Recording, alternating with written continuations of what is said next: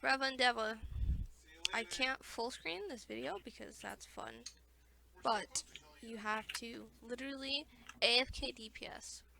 But it's extremely important that you CC because he still hurts, and it's very important that you pick up the green puddles that happen for every green box.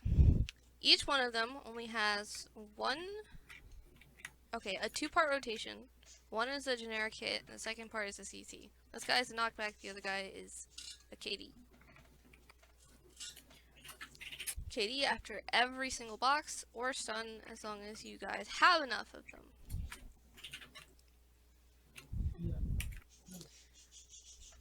And you want to pick up... ignore that. And you want to pick up the Spark of Life when you get to this point. Ignore that I didn't, and then we continue to not to. What's the green puddle? We haven't gone to the green box yet. Oh. So the first one was a red box that was on this side. The green box is now over here. We never hit the jump pads anymore because they're completely unnecessary. So, green box, when it explodes, it never insta-killed before. What it means is that now these green puddles are here. He has three on each side. And essentially there's a limited amount of ones that you can pick up, including the AoE of the green box exploding. But now it doesn't matter, you can pick up all of them. It's this blue thing here, and no longer have to keep track of it. You still have the KD after each box explodes though, even if it's green. And then basically you just continue to DPS it. And none of it is important.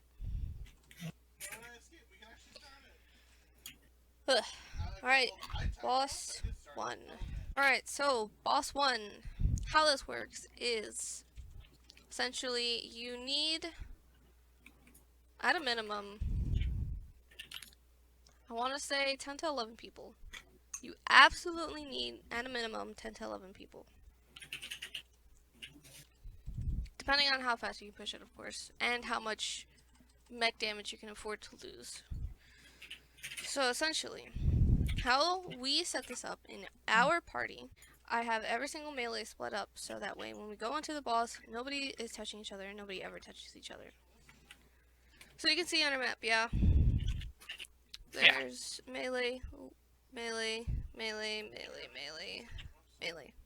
With the tank with freest of range up top.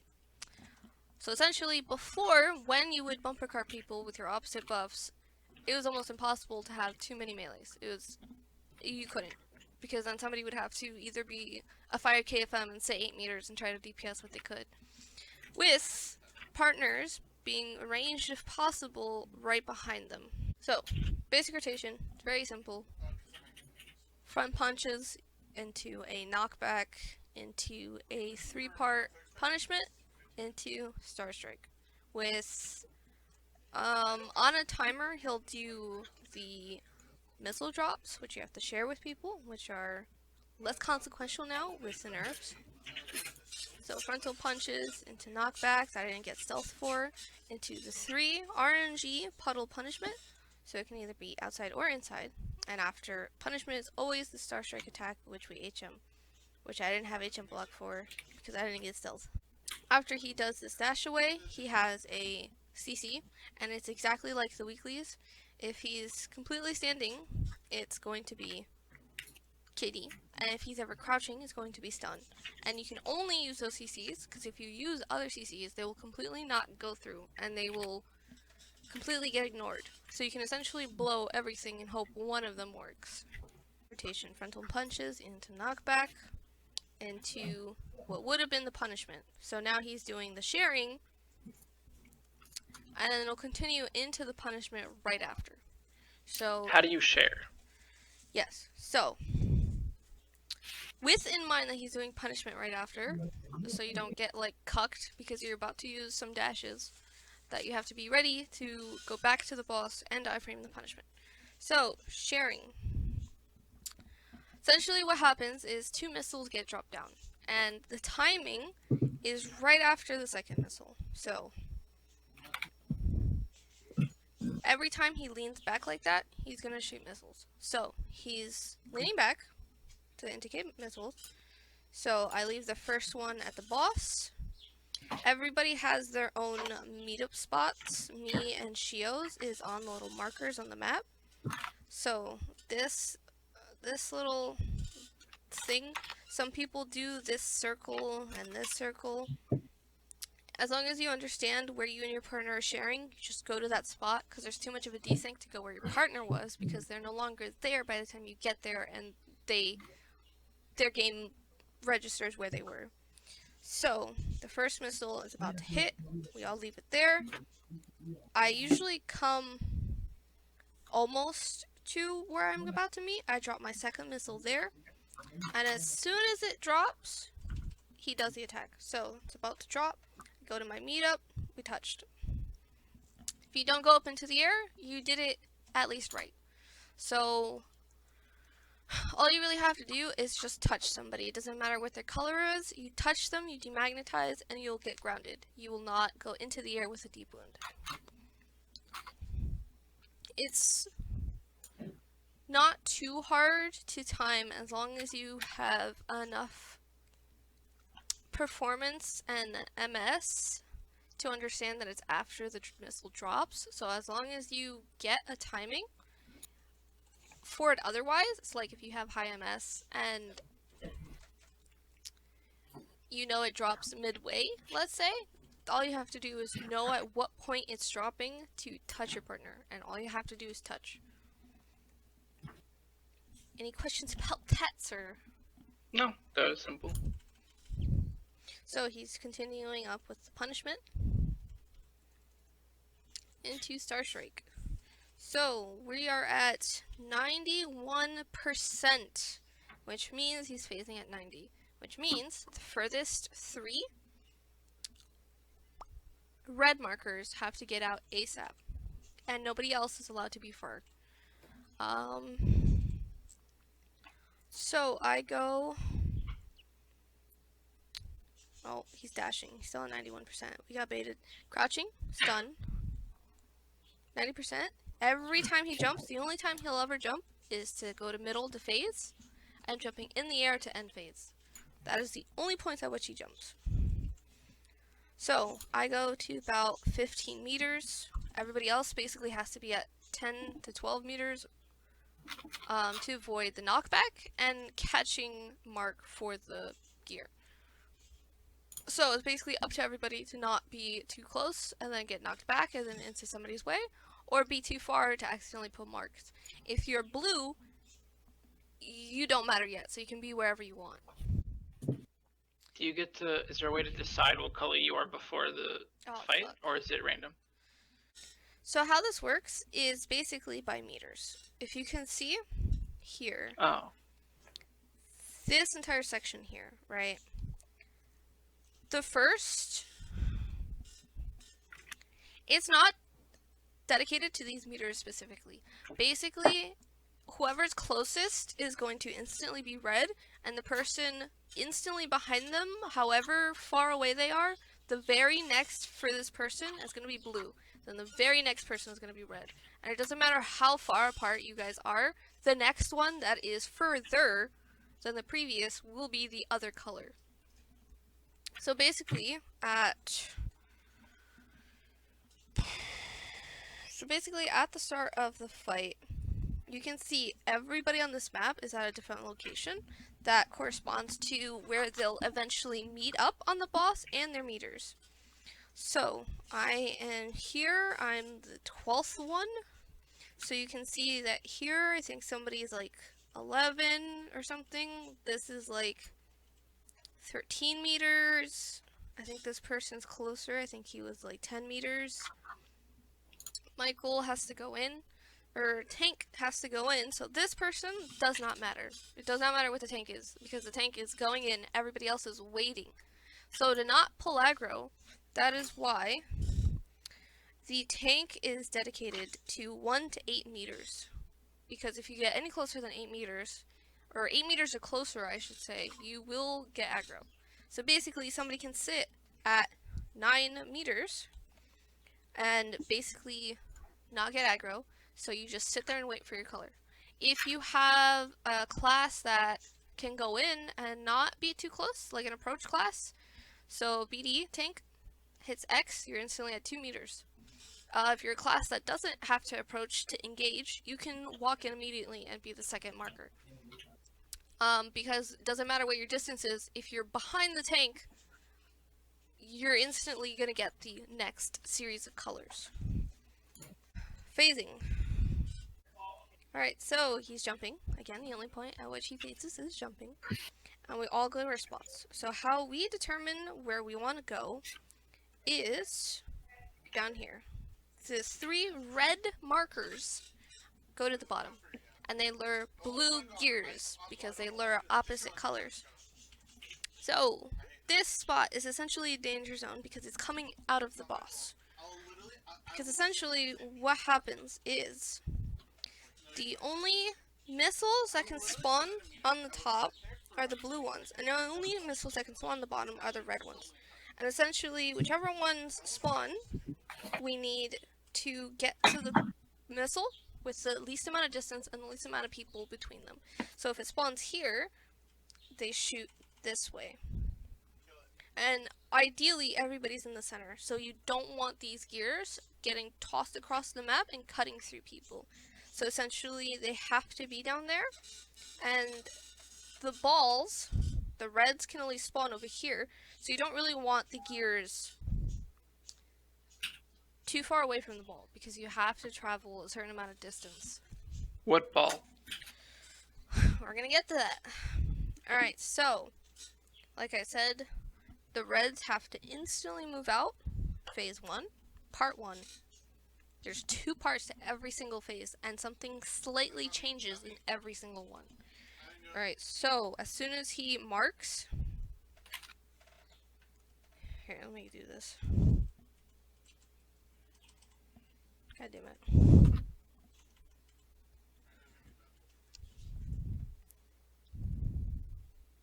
As soon as he marks whoever he wants to get gear, you're gonna get a little gear icon above your head. And essentially, when it disappears, you're safe to leave, because it's already on its way to you. After he marks, he's doing a knockback sweep. Right there. That's about 10 meters, which is why everybody's backed out, because you don't want to get knocked back again, like I said. And then he shoots out gears. And essentially, after they come out of him, leave. You have to leave. They're on their way to whatever location they're already permanently set to. And you have to leave because they will suck you in because they are opposite color and they will shred you. And most likely you will die unless you have like 500k HP from dumpling. Because after you get demagnetized and the CC ends from demagnetizing, you are essentially free. Wait, does this demagnetize and CC you? I don't remember if this CCs you. Huh. Alright, well, anyways.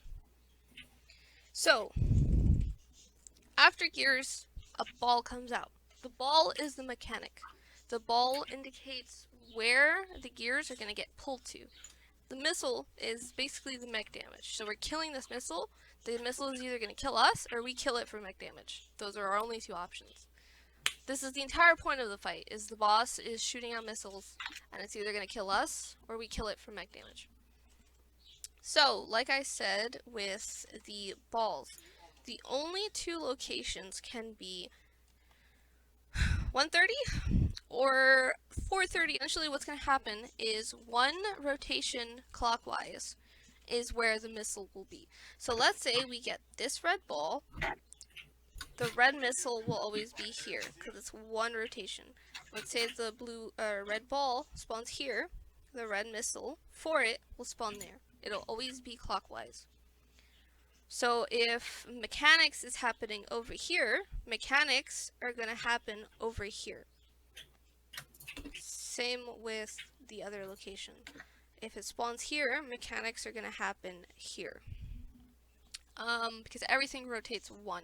So then it's going to rotate 1 again for the next spawn. So it means everybody has to be essentially out of the way. And what's going to happen is we have to get this ball to the missile. Because basically a mark gets placed on the person with the ball. And they have to go stand at the missile to magnetically pull the gears. And essentially if it's on the missile already, it's easier. you can basically put the ball wherever you want, but, this is a very big but, there are AoEs on the ground that will kill the ball, that I'll show in a second. And you have to drive the ball in a very specific pattern to not get it eaten by the yellow AoE. So, what has to happen is the most direct path without the ball getting eaten is straight to the next, straight to the missile. I go offset a little bit, but it's basically straight to the missile and you'll be fine. So, if you see the ball spawn at 2, they're going to be bouncing it towards the gear like this, or the missile I should say, and then the other person pops it somewhere around here. And then all the gears get pulled in here, which means, essentially, this entire area is a no-no zone during the phase. The entire area. Of course, after they do mechanics here and the ball leaves, then the only bad zone is by the gears and missile, because you don't want to get shredded. So you have to constantly pay attention, constantly have characters on, so you can see where everybody's at and not get in their way. Alright. So you have to bring the ball to the missile and then pop the ball, and the ball will bring in all the gears. The person who got stacks off the ball pulls it. Oh, okay. Alright, so the ball spawned. I'm at 6, so I think that's at 2. The ball spawned right here. Ooh, hello? There we go. Ball spawned right here, which means he's going to bring it like this. It sometimes curves, sometimes doesn't. And then the gears are right here, so they're going to get pulled like this, which means that entire yellow zone is a bad area to be. Because the way ball driving works is that if it's a red ball, blue pulls it. So we have a blue person intentionally get close to it to pull it in a certain direction. If that person's too far and somebody else sitting on the ball that didn't get out of the way is also blue and slightly closer to the ball will get pulled in that direction. Alright, so in order to pull the ball, you just have to have someone of the opposite color next to it. So key rate is right here. So we have a gunner, he gets marked, he goes off to the side after the gears come out, and then he's going to instantly grapple to the ball. So everybody in this area is essentially in his way and cannot be. And then Pateru is sitting off waiting right here. So after he gets there, Pateru is going to go right in front of him and follow. Why does Kira have to get there? Because Kira, he has to sit under the ball to get the stacks. Oh, okay. Somebody is going to be a taker and somebody's going to be a receiver. Wait, that's the same thing. Somebody's going to be the doer and somebody's going to be the receiver. That's what it is. So, Kira, he jumped right here. He was here ASAP. The ball is going to bounce. And you see Pateru comes right in after it's safe. Pateru has slightly higher MS and plus desync. So he was there in enough time. So whatever I see is slightly off to what he's already done. So he has to get closer than what he is now on this screen? No. What I mean is like the timing. You have to get there by the time the ball bounces on the ground. So if the ball bounces on the ground, it's instantly about to bounce to the closest person when it bounced. When it's in the air, nothing about it is like mattering. It's when the ball bounces. So it all starts and basically has to happen before it touches the ground. So it spawns and then touches the ground. Alright, okay. So he bounced the ball. He got 1 stack, this little diamond thing that's right there above his head. That means he's getting red marks. And Pateru bounced it to this one. So now he basically has to do this 3 times, and the 4th is a pop. So 1 bounce, missile is 1 rotation over, 2 bounce, and then this is the 3rd bounce. So you can see there I got knocked back because we didn't get stealth, and essentially you have to do all of this mechanics with the normal rotation still happening. The only thing that doesn't happen is Star Strike. He'll still do the punishment that KD's, and he'll still do the knockback. Will he still do the missiles? No, because that is no. That's basically a mechanic on a timer if you haven't phased yet. So you'll see that more if you don't phase. So this yellow AoE emanates from the center of the missile, and it will spread out. So you can see here, it started here, it's about to, it already has gone off, and then it's loading up this outer one here. This one is about to happen, so you can see it all happening. And it will demagnetize you, and if you're demagnetized, essentially, you don't have a color if you get demagnetized. You need to be actively magnetized with your color to do any mechanic. So like doing gears, getting the ball, fun, or pulling the ball. And if you have stacks from doing, like, sitting on the ball, it will all drop. And you have to do 3 bounces again around this missile and hope you get it in time before he basically nukes you. Alright, I got knocked back, and then you're supposed to Asian block the very first time this pops out. So I think we wiped. I'm not sure, but this should be one of the good recordings. I think I have 2 versions of this. Let me see. So you HM block the first hit of this AoE. Yeah. And it happens about the same time the first tick of punishment happens. So, frontal punches into knockback. Alright, so you see here, this yellow AoE is already halfway, and this is the punishment that's about to start. Right, okay. So they hit about the exact same time. So basically everybody gets a free iframe of punishment.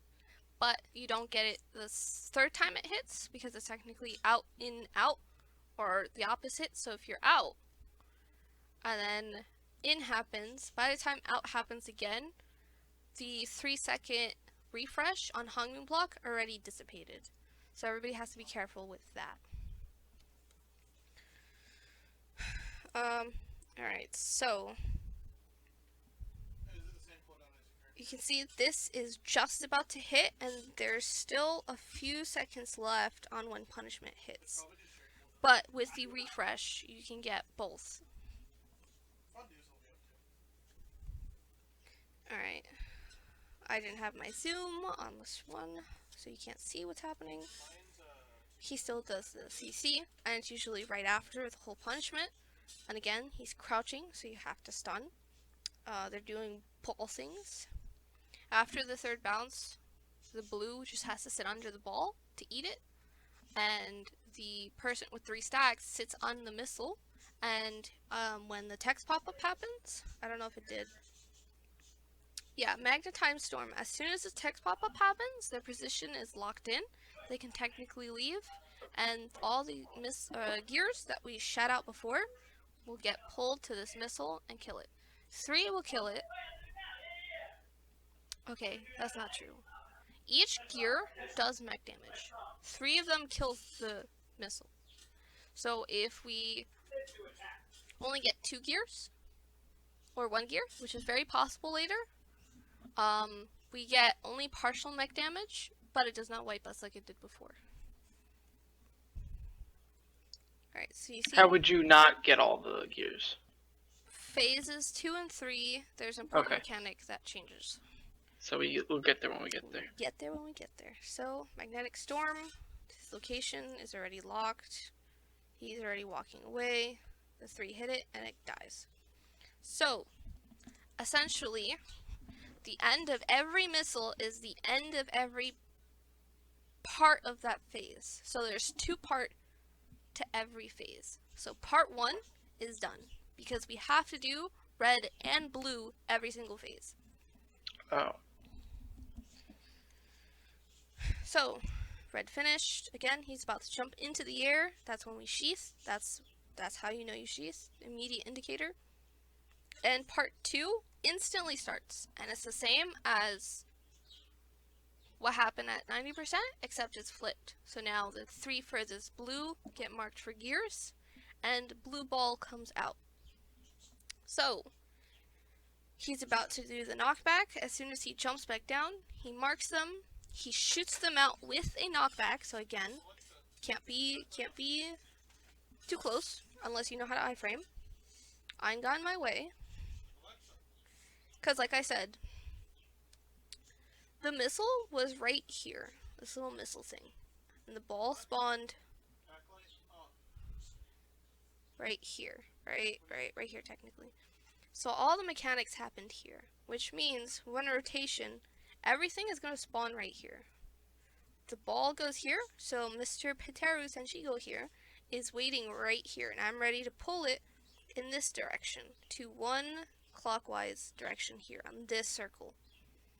So you can see it's like a giant square. So if you're somebody not doing any mechanics, you just have to be aware. What is this, 7 o'clock? 10 o'clock? Just not safe to ever be. At all. Usually 3 and 9, especially 3 if you're backed up away enough, it's usually fine. But again, you have to remember what color you are, not to lure gears in the wrong place. Alright, so ball's happening, so we're going up. I have to be the closest, so I get real close. I just go right through. This is bounce number 2. Knockback, we got stealth. This is bounce number 3.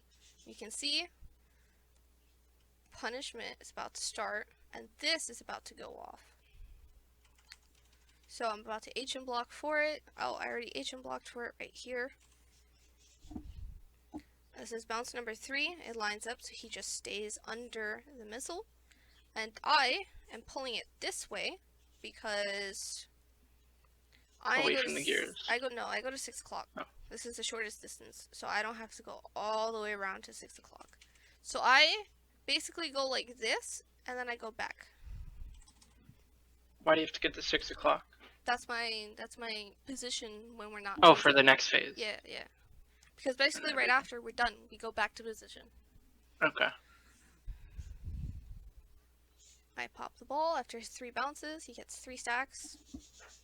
You get a debuff specifically saying how many stacks you have. Magnetic storm, that means the gears are getting pulled. I'm instantly going back to my 6 o'clock position. He's about to go into the air, like that, and that's when we sheath. So, the end of part 2 means the phase is completely done, and you have to go instantly back to your meters as he is doing the flamethrower. He always does the flamethrower, which is like a null attack, only the tank has to worry about. That's everybody's cue to get to their meters. You have to get to their meters by the flamethrower, and then by the sheath happens. So, you can see everybody is back to generally where we started. I was at, my meter's 12, so I'm at 12 meter. I'm at 12 meter exactly, actually. Alright, blurriness. And I got red. I can turn back characters off because all I'm going to do is sit in one spot and not do anything. So this is the knockback with the frontal punches into punishment. It's the exact same rotation, but 65% he's about to phase. So depending on how much damage you do in phase, plus the mech damage, is how quickly you're going to phase the second time. If you do it fast, you get to skip out on using any of your party buffs like HM block or stealth for the knockback. And you don't have to worry about sharing anything that'll risk anybody dying. So, phase 2, part 1, the difference now is everything happens at the exact same time. The 3, here, let me do something. This looks weird, but that's fine. The 3, like part 1 and part 2 happen at the same time? So the 3 furthest reds are at Solar. The 3 furthest blues are out to lure. And essentially, he's going to knock back, shoot out reds to the top side, knock back, shoot out blues to the bottom side. So basically, everybody is getting marked. So, knock back, shooting missiles top side, knock back, shooting missiles down. You can see I left before they even came out of him because they're already locked into position and you do not want to get caught. So for me, I have him is right here, me is right here, and I have Ein go all the way over there. So that way I have space to just move to the side and then approach to the boss because I do mechs. And you can see how much of short timing I'm going to have. Dash to the boss, and you can see my ball spawned there, red ball spawned there. Both of them are happening at the exact same time. But is it random where the ball spawns now, or is it just going to correspond to the first phase? It's RNG each time, but like I said, there's only 2 positions. So it could have either been red here, or blue here or here. But it would have been opposite no matter what, so it would have either been like this. Okay. But it's the exact same. It's RNG every single time to only those 2 positions.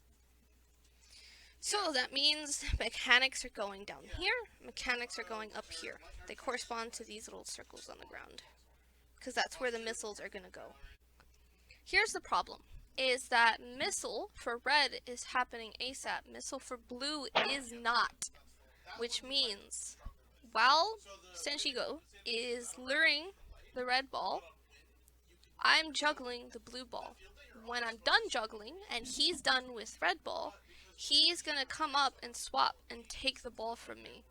So basically what's going to happen is, he's going to 1, 2, 3, and then, hello? Please, I want to draw. And then it's going to bounce another time in the back to pop. What I'm going to do is, basically the life of this ball is 1, 2, and then 3, and then he bounces 1, 2, 3, and then I pop it here. So basically the life of this ball is way longer, because I have to basically do everything twice.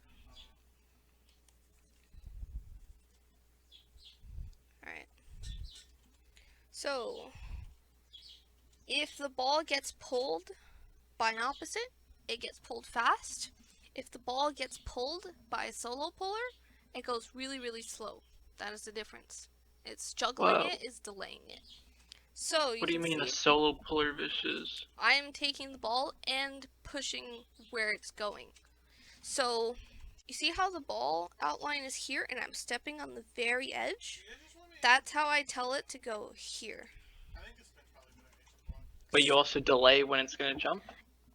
No. It being pulled by one person, the opposite color, the opposite color. Wait, that doesn't make sense. I thought when an opposite color touches the ball, it pops. No, it has to get filled up enough. So the other person has to get 3 stacks, and then it's allowed to happen. Okay. If the ball drops on the ground, it basically puts a room-wide deep wound on everybody. And then nothing else happens. Nobody gets stacked, except everybody gets damage and a deep wound. So it's very, very bad. So basically, that's how I can determine which direction this ball is going. And because I'm the only one on it, same color is not touching it to bounce it, it's going to go super slowly. So you can see they're both dropping at the exact same time. And you can see his ball is already moving. My ball is indicating where it's supposed to go. You can see the second one is about to hit and it hasn't even picked up yet. He's done the forward punches, so he's about to do a knockback. It's every time this missile spawns. And knockback. This is starting as well as the outer punishment, so I'm about to hung moon block. You can see they're at their 3rd bounce and I just took my 2nd one. You can see here I didn't get really CC'd. Sometimes I get CC'd by the yellow AoE or punishment if it's out and out. No. In, out, in. I'll get CC'd sometimes. That's the only time I get CC'd. So, I did the life of the 3 bounces. I basically put it exactly back where it spawns, and correlating to this one, right? So it's back at its starting position, and essentially we're doing the mechanic now, 1 ball bounce over. That's all it really is. So, part 1 is now complete because the ball, red ball, is popped. The gears have been killed, eaten by the missile, and killed it. So now it is complete.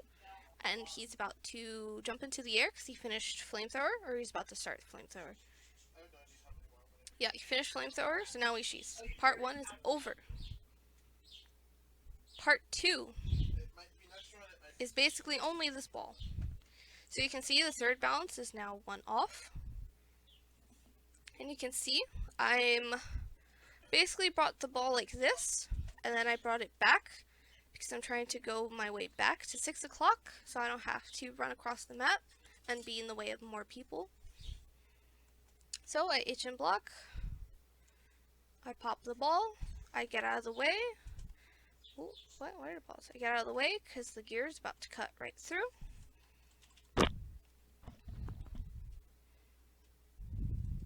And I get my ass all the way back. He's doing flamethrower. Oh wait, flamethrower got cancelled. Interesting.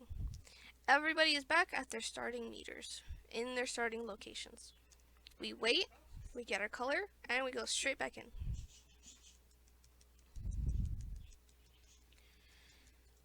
So, you see we ended at about 41 to 42%. We have to go all the way down to 45% in order to phase. It's every... 35, you mean? What did I say? 45? Yeah, 35. It's every 90, 65, 35. You see here, we're technically at 35, but he started the missile share. We didn't push it fast enough by the time his, how do you say? It was already put into his rotation by the time we hit 35, and he's not going to cancel it. He's going to finish it. So, first missile hit, second missile is hit, and we touched, me and Shio. We're going to ignore Ash dying. So, pretty sure we're about to wipe here. I probably should have done on the other one. I didn't compare how I did the mechs. So, missiles are going out. Going top first. The gears are going out. Yes, gears are going out. And then the balls. The balls spawn in the exact same position as before.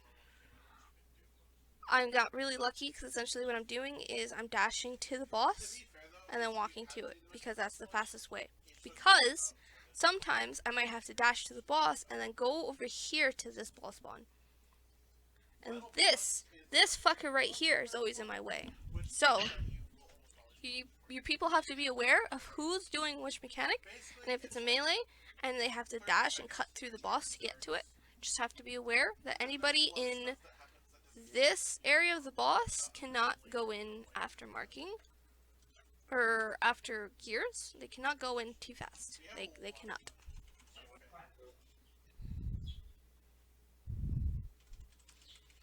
Same exact thing is happening, but part 2 is where things change. Knockback.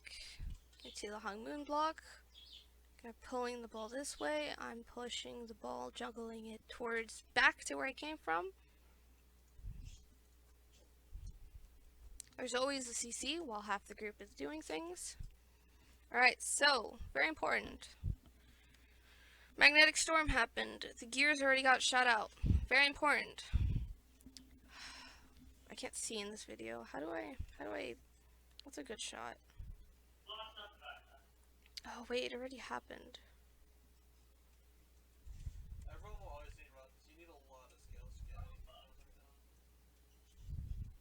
Alright, here, right here.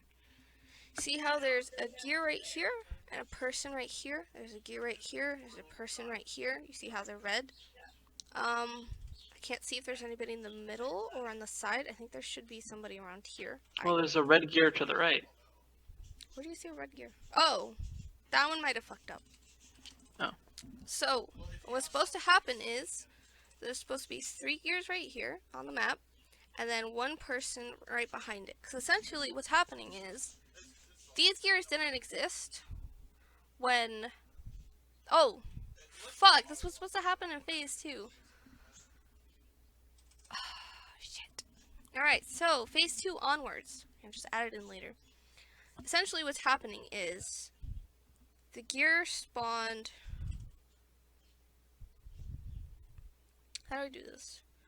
Ball spawned here, and then the missile spawns here. So essentially what's happening is when the red missile explodes, it's doing the same thing as the buff does with every interaction with buff related things. So same colors push away, opposite colors attract. So red gears are on top. What's happening is this red missile is pushing away gears. These gears can get knocked back into the water and then basically die.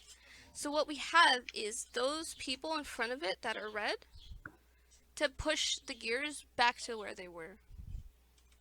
And they have to be careful because that yellow AoE can demagnetize them because they're just sitting there waiting. Because essentially when this happens, you cannot DPS. You have to sit behind the thing and wait. Because by the time you set yourself up and mechanics happen, you cannot just get back into position. You have to basically sit here as soon as the phase starts. So essentially what happens is... Ooh, no, let's not do that. So essentially what happens is Ein lures the gear here, and then he goes all the way to the gear here and sits his ass here for it to pop. And then after they're done with mechanic, then he can go into somewhere into the fight and DPS. So you just have to not worry about DPS during the fight and worry about your mechanic and other people's mechanics and not getting in the way. Cannot get in the way. Alright, so magnetic storm. Right there, you see it bounced. Can I go back like 1 second? Oh, I can't. Just make sure the TV goes off before you do it. I think I did it too far. Oh no. Alright, so it's about, you can see right here, he's about to get pushed. Right here. And how come it got pushed forward and not back? I don't know. I just don't worry about that. Okay. So here is the change with the ball. I immediately take it 1 bounce after the blue person. Phase 3 is essentially, so for this specific instance, we had, change it. This specific instance, okay, I can't tell. This ball spawned, yeah. I do my normal juggle. I go like this. I put it back. Then I go forwards. And right here is when the blue person takes it. Fine, okay. But now, the very next time I take it, we swap once again. Because what's about to happen is everybody's color changes to the opposite color. So, I took it, and now we swap colors, and now I have to get 1, 2, 3 bounces, right? So right here is when, I don't know, he goes somewhere like here. 4th bounce, and he pops it.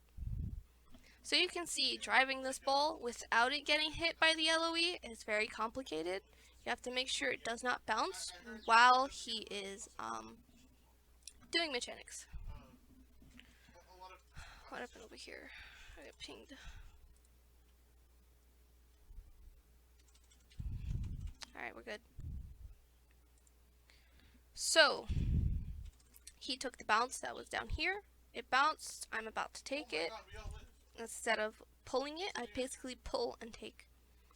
You can see here, everybody swapped. The 1 bounce he got dropped as a crystal, which works again, the same thing as every other color.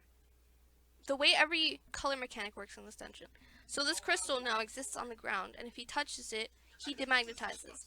Before, if he touched it, he would bounce and get bumper card away. And it was actually how I think we wiped one of our first runs. So, I took it with an opposite color, and now he's luring it, and now I'm taking for 3 bounces. So, 1 stack right here, knock back into agent block, 2 stacks right here. Oh. And it dropped. And I think we wiped here, actually. Oh, no. Oh, yeah, sure do. Okay. Here, give me a second.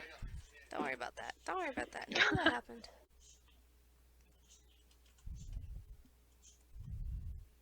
Alright, reverse polarity. We're back to it. Color swap. He dropped his 1 stack that he had from basically juggling the ball without having to drop it, because if you don't do that swap, you have to drop the ball 1 time, because you get demagnetized during the swap. So, 2 stacks, 3 stacks, 4th he's gonna pop. This death zone is the change. This is, oh yeah, this is a death zone, by the way. Probably should have mentioned that. And as you can see, you essentially have 1 melee, or somebody back here, in every section, and everybody else, like here, Ein's down on the ground, us back here in our own empty quadrant. So it cuts like this. This one is empty. You can see there's literally only me and the ball driver up top. You see here, there's 1 melee, 1 melee, 1 melee. There's only enough room for 1. All these other people are either ranged or AFK waiting.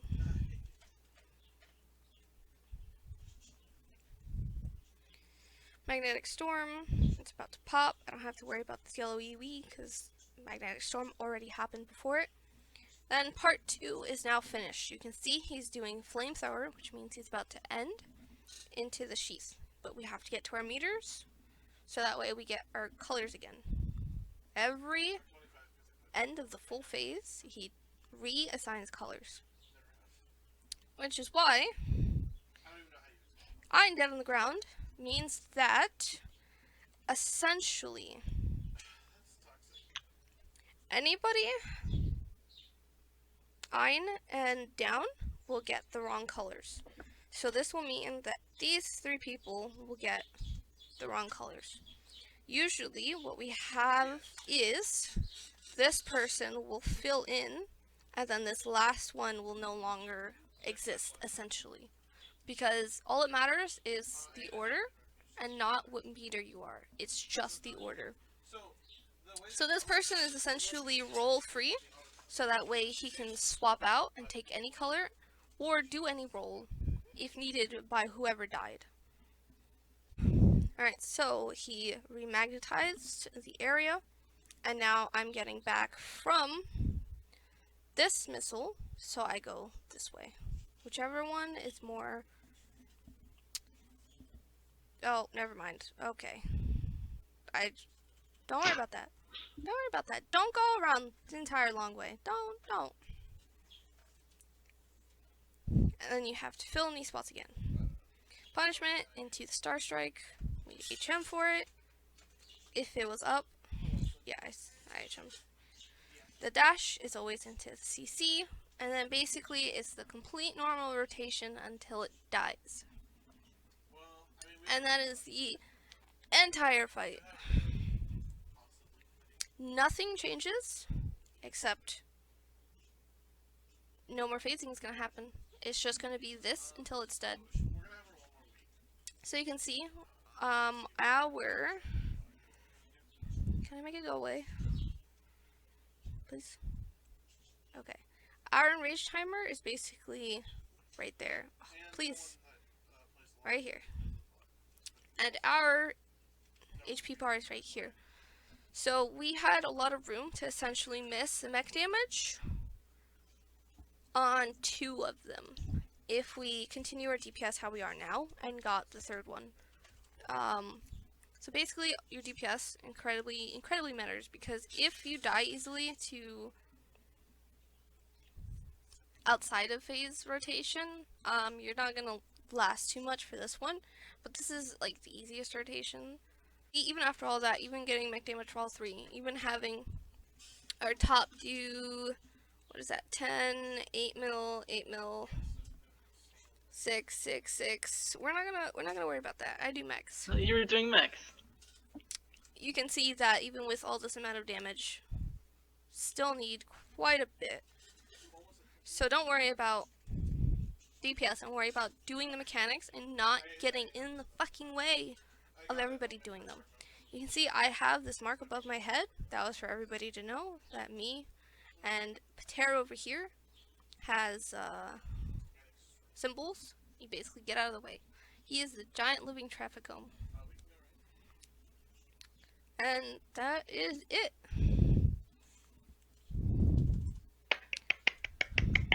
For this one. For boss 1. Yeah, boss 1. And for this run, you can see we got this little item here that you can buy after 10, I think it's 10 runs with 30 mech? I think. It's an outfit box. It's a really ugly outfit. It's just like the weapon skin that drops on ET Boss 1. How it's like, the one from Weeklies, which is a scam, but this one is one that only drops from Boss 1. Or you need 10 runs and you can buy it. 30 mechs is also kind of expensive. High-key expensive.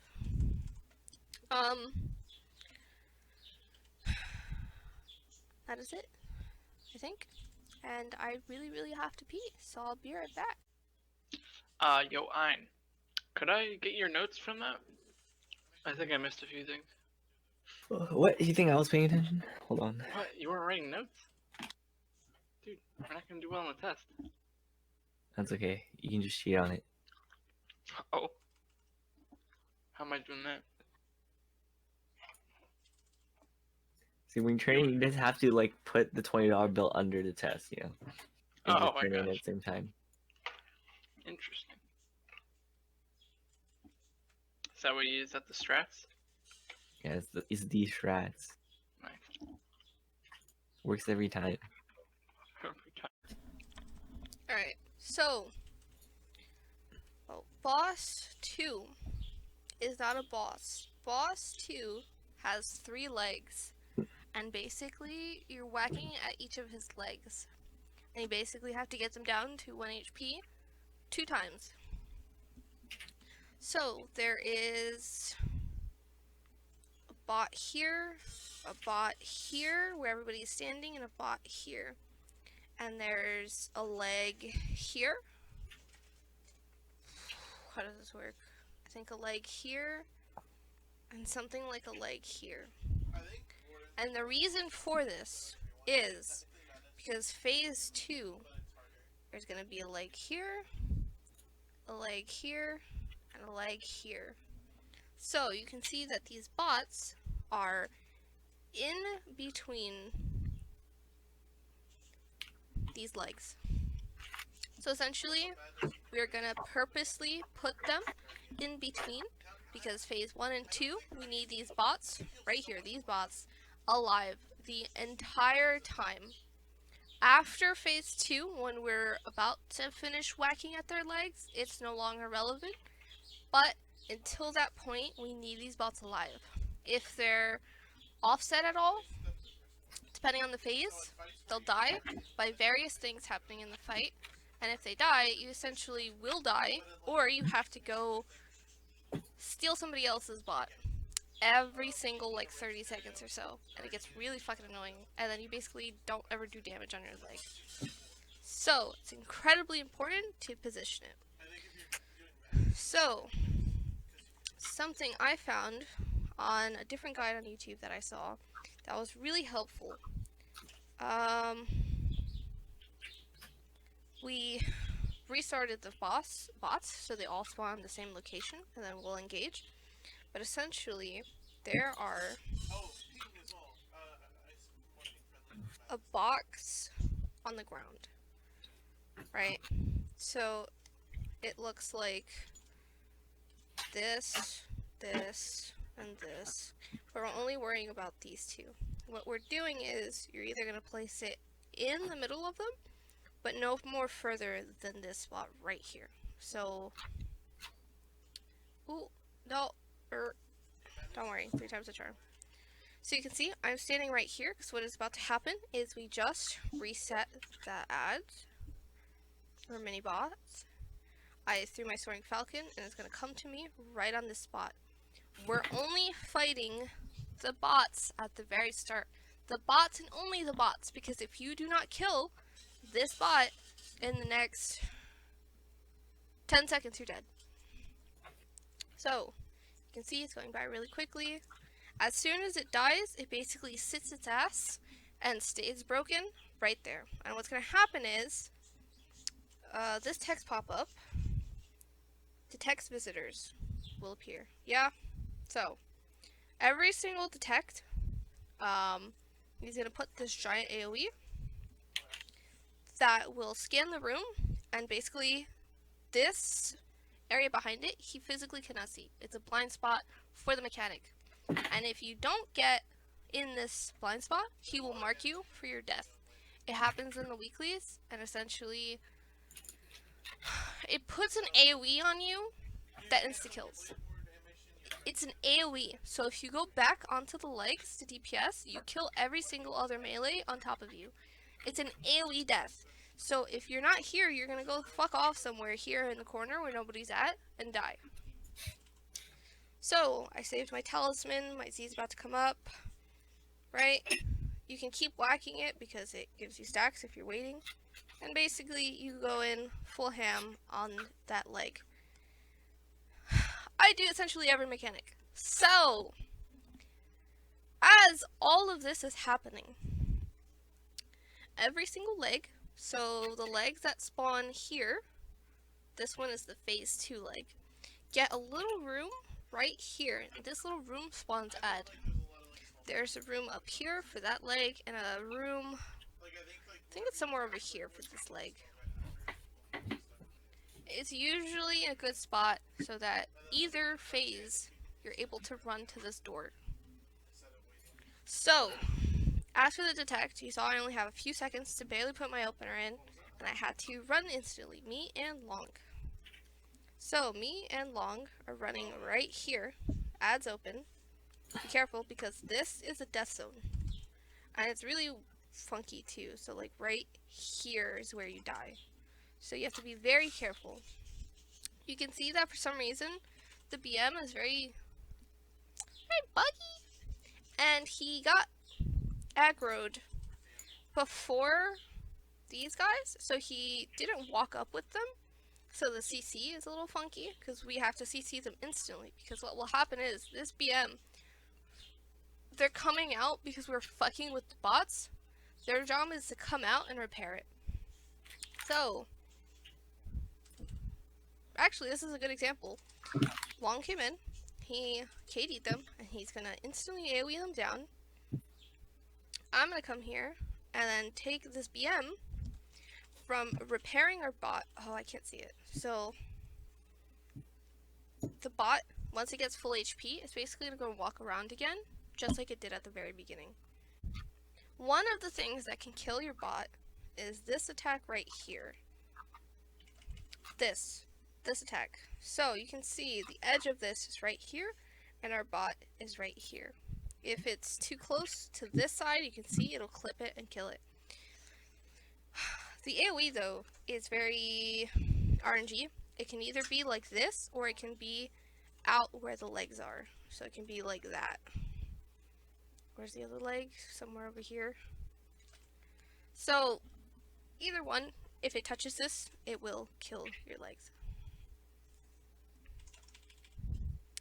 You can see, after the ad's finished, and we came back to the leg, his second attack is going to happen. This fog that's starting around, just like in the weeklies, will start, and basically that's your trigger, or your warning to HM block. So the black fog, HM, and after this, you go back to behind. That's his full rotation. The second thing in this, like, his rotation, the second one is slightly different. So, same thing after detect, you go to the leg for a few seconds. Anybody doing adds, runs and waits. Problem is, pursues target.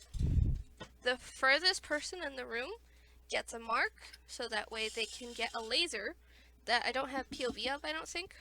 And basically it's a continuous laser marked from you. How do I say this? That's doing constant damage to you for like a solid 30 seconds. It hurts a lot, and you basically have to dedicate somebody to pure AFK DPS legs, because if they don't, they're gonna die. It's basically homing target, so it's locked onto you, and it will not get off until it's done. It follows you more so than completely mimics where you are. So if you're a gunner and you grapple, it'll slightly delay coming towards you. So it's good for like people with very many and long dashes. So you can kind of semi-outrun it when you don't have anything up, or you need to like jump back to catch it, jump back to DPS before you die. And it starts, I think, after the second one. So you have to wait for somebody. They usually stand against the wall, because you can see how far into this we are. They have to be somewhere against the wall to catch it properly. But basically, you don't want to leave this mark on the ground. You want to stay your butt there, and don't pull the mark. So as they're coming out, they're walking. He CC'd it. So my job as a BD and BMs, they're actually really good to do these for one reason. Not because they're single target, we're actually trash at this. Basically anyone AoE is good for this. But as soon as the BM gets aggroed, he dashes to the bot from wherever he is. It's actually really annoying. And then you have to walk all the way to the bot. So what BMs and BDs can do is this little skill, my 3, you can see it's on cooldown.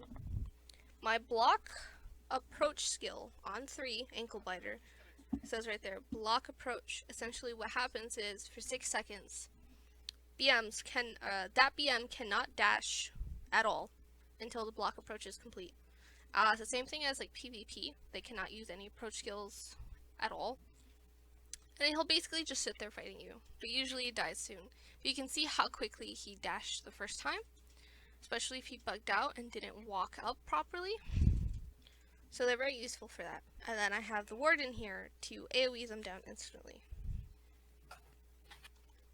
It's not a problem if he can CC them when they come out and then instantly AoE them. So it really depends on the group. So after the ads, what he does is the second round of attacks he does. He'll drop these missiles. Essentially, this is most annoying attack. You just avoid them. Alright, so you see how this, how do you say it? This green field, it went all the way up. It's an indicator that you're going to have to jump, or no, it's going to be up over your head. So the green went all the way to the top of his body. I don't have the max zoom, so it's really hard to see. But it went all the way to the top. So he's going to do a sonic ring above you. And he's going to do this 3 times. Alright, so you can see that this ring only went up to midway in his body. So we're going to have to jump. Oh no, it went all the way up.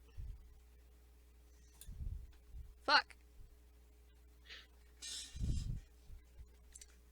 I'll explain it again later. It went all up again. Fuck.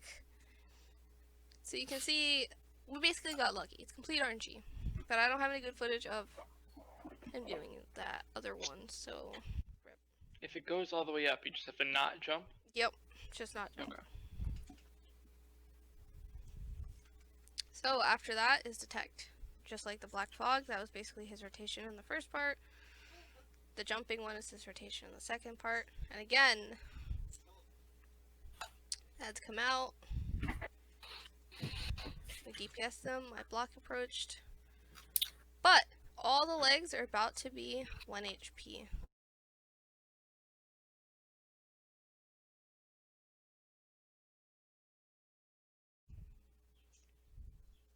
So, just a question about in middle, I guess. You want to kill the legs at around the same time? Yes, because what triggers the fat ads to come out is the leg is 1 HP, and the shield spawns, and your fat ad comes out. So, like I said, you need, you only have 15 seconds between each breakdown debuff to even break the leg. You have to wait for every team to have their fat ad, get it to 50%, make it suck in the green thing, and then dash to break the leg. So you want them generally all at the same time. What we do is wait for us to clear ads because they're really, really annoying to do when we're trying to push legs. So if they're really, really low, what we did was stop, don't worry about DPS, kill the ads, and as soon as the ads are dead, everybody back on the legs, pushes as hard as they can to instantly phase. And we generally have them all happening at the same time. That's the only time we really hold, is the legs themselves before hitting one, and then we all hit one at the same time. Okay. Because it's very possible that one leg is still at like 10%, and two other legs are at 1 HP with the fat ads out, waiting to ram their legs in. But then what? You're waiting for a whole third person with ads running around with a team that's not really doing anything, DPSing the leg, and it's very inconvenient. It's much easier to hold every leg till one. After ads of whatever section you're on, after ads, you go push all at the same time. So after there's no point to DPS the leg, there's two sets of ads that come out every time. I probably should have said that before. There's two sets of ads that come out during legs post 1 HP.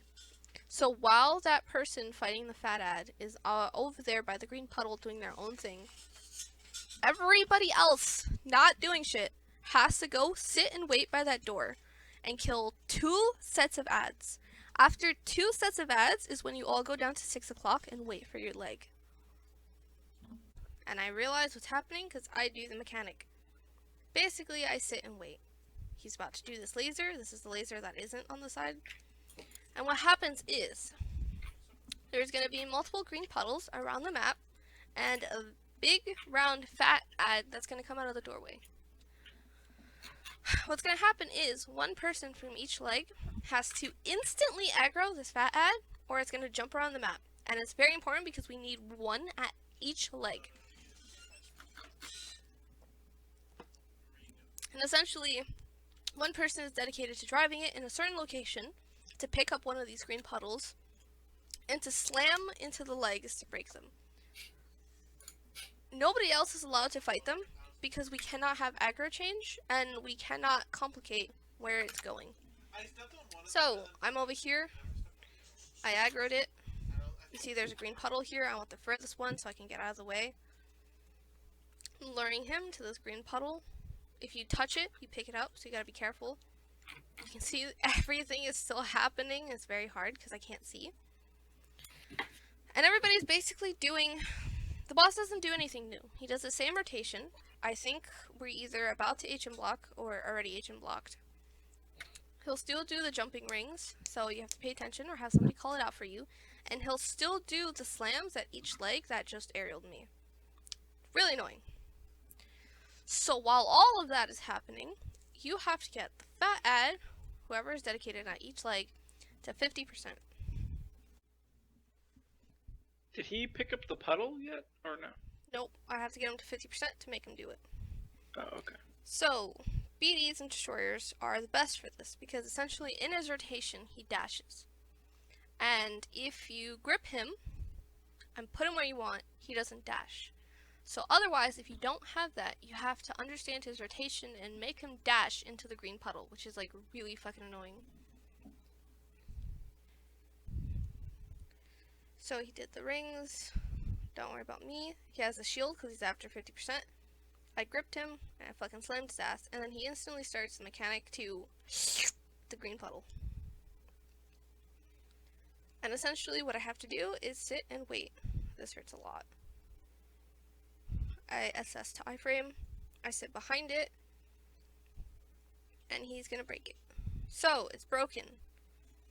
So, another green puddle, I picked it up because there's another mechanic that doesn't have to be with the same person, but it's just a lot easier to do it with the same person. So, I picked up the green puddle, and now I have this green buff. It's all over my body. You can see anybody with the green buff because it's a very flashy buff. So, what's happening is, I don't have characters on.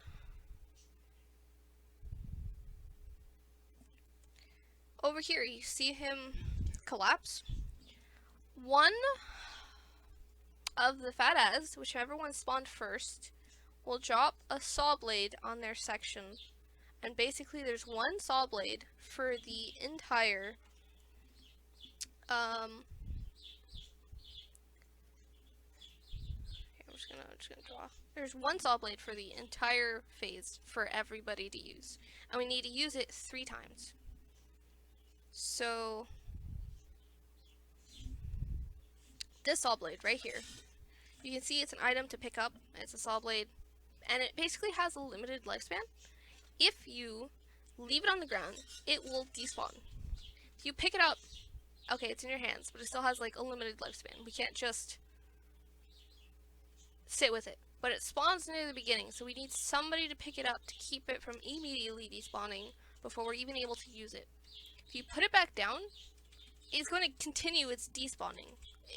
It's not going to necessarily refresh. It has a limited lifespan, and somebody needs to hold it the entire time we're doing stuff. Like I said, there's stuff happening. There's stuff to jump, there's stuff not to jump.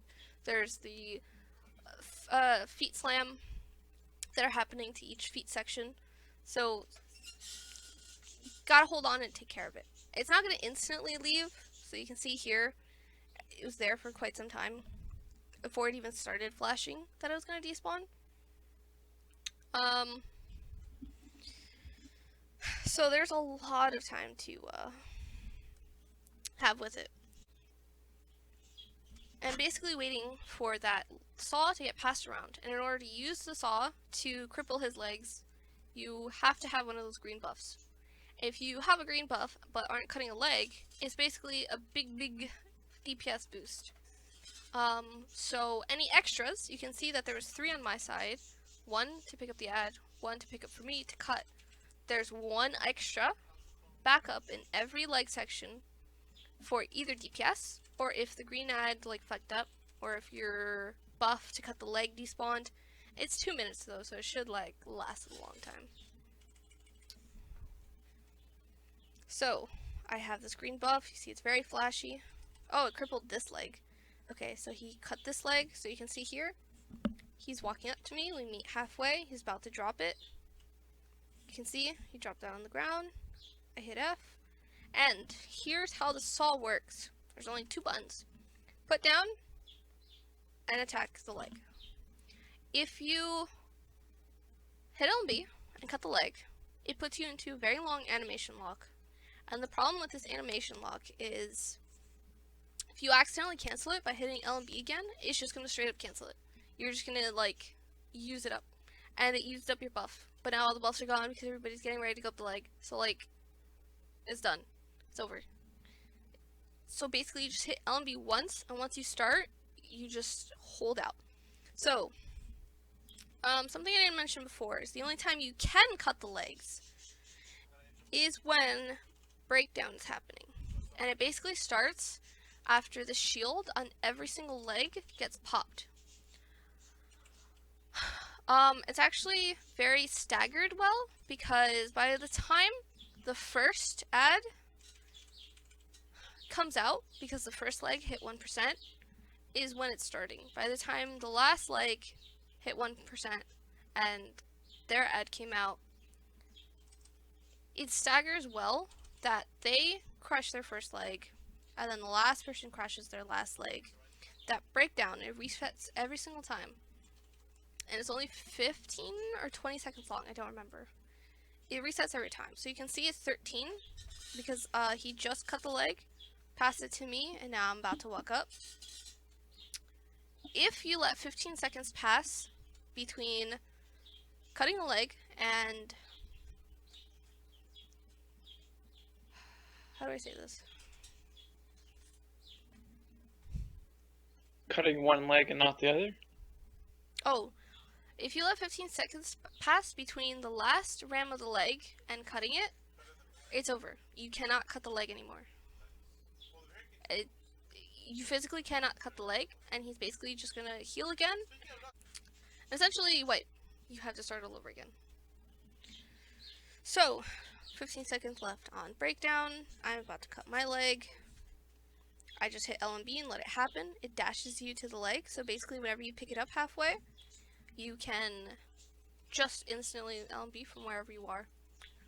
If I was passing it along because I wasn't last, I would go halfway, just drop it. So, in this zone, you can basically run, even in combat, and only this zone for boss 2. So, even if you're in combat, you can run all the way up this leg. It's a really weird mechanic. You can run even while he's still doing the animation of moving his legs. Here's the thing though.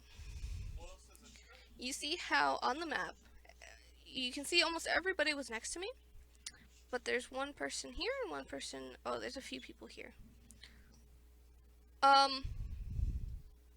Basically one of these legs is somebody luring a laser that the boss is about to shoot out.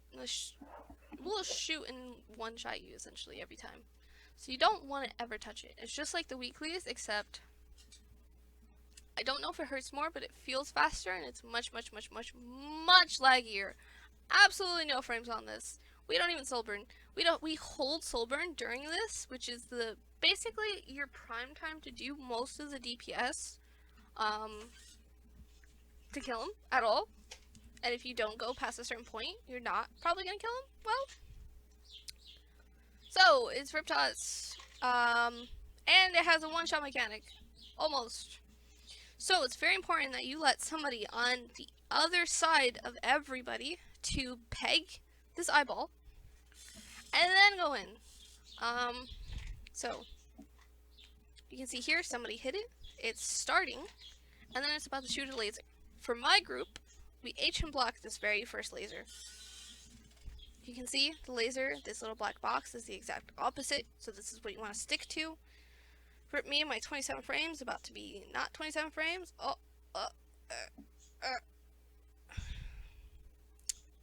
11 FPS, let's go. So, it resets 3 times. So, it's doing it again. It's going to randomly reset. Second time, oh boy, don't want to see that. Second time, we're going to stealth. It usually saves people for about 1 second so they can get out.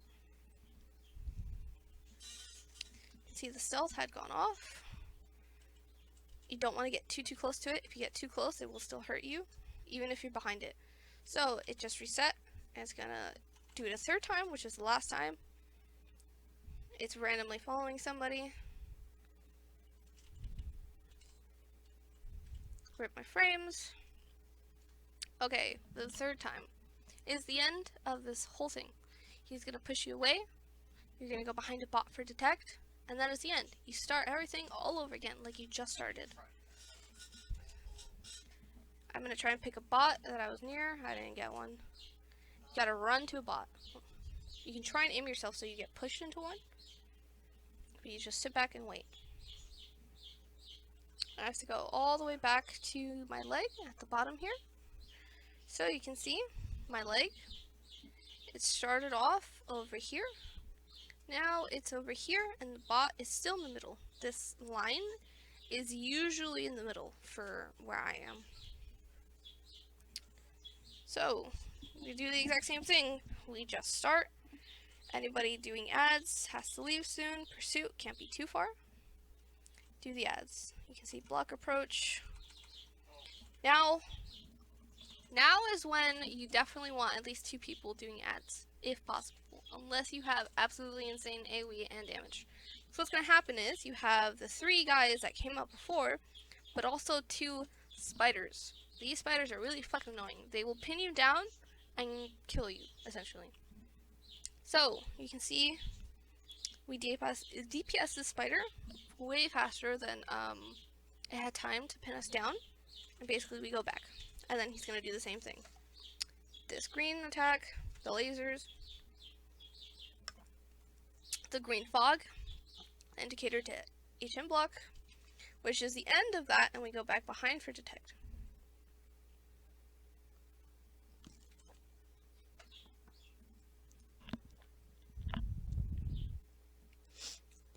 We DPS a few seconds, go back to ads. It's just this over and over and over.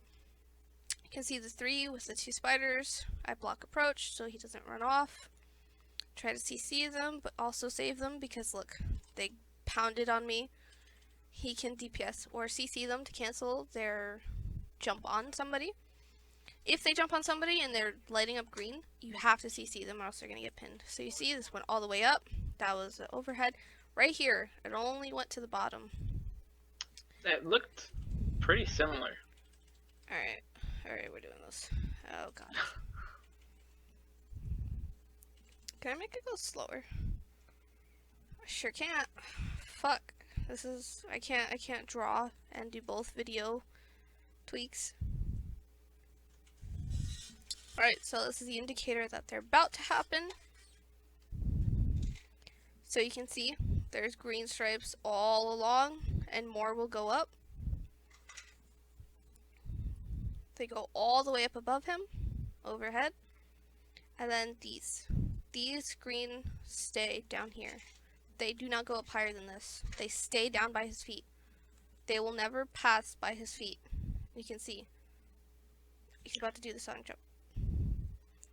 Okay, now the second one. That was another by his feet. All of these are super, super low. They never go up past the camera angle. It looks more like just an inner and outer, honestly.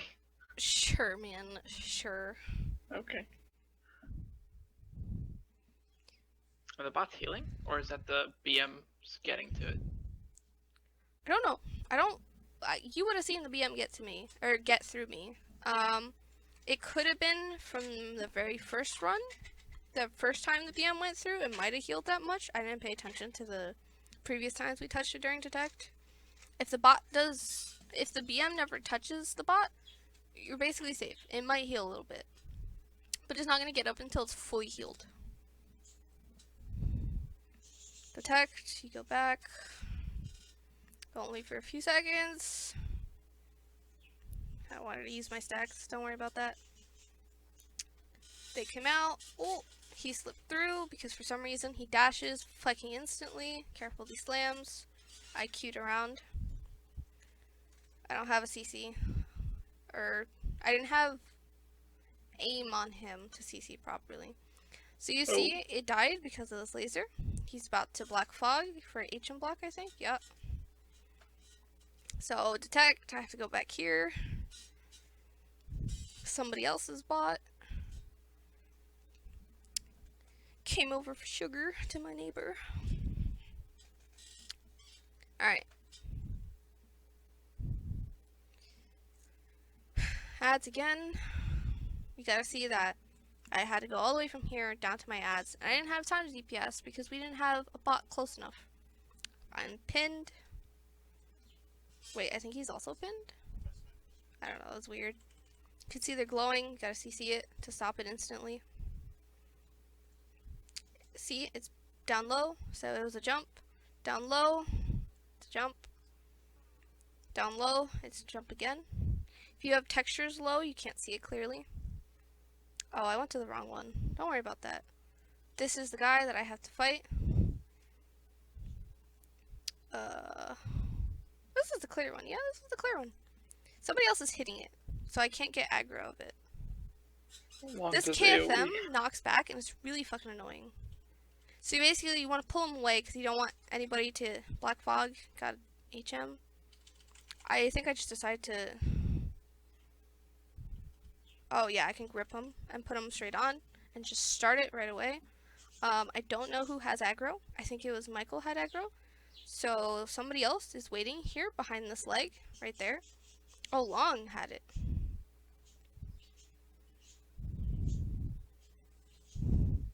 They didn't kill the ads because the people in charge of the ads were not there because they had the bad ad because I got there late, which is why it's very important to basically sit and wait the absolute entire time. You can see these guys are really annoying, which is why you want multiple people there. If you don't kill those spiders, they eventually pop off of you and they climb into the center and they heal the boss, like a lot. So if somebody dies because you weren't there to get them off, the bots are just going to slowly climb their way to the center and heal the boss. So basically it's a lose-lose. You just have to DPS them down and CC them. What happened to your green buff? I didn't take one yet. Oh. I think I was going to make a long dude or something. I'm not sure. Why do I still see that? Okay. Yeah, somebody else is doing it. I gave it to let Long do it. So Long is passing it to him, and he's going to LMB, cut the leg. So you can see on the map, there's somebody over here. The entire team is otherwise over here. We go up. This is where it's slightly different, but we have enough DPS to not notice. I don't think I have any stream recordings of Michael's that are old enough to see, but I'll explain it after. It's kind of like weeklies. So first laser, rest in peace, my FPS.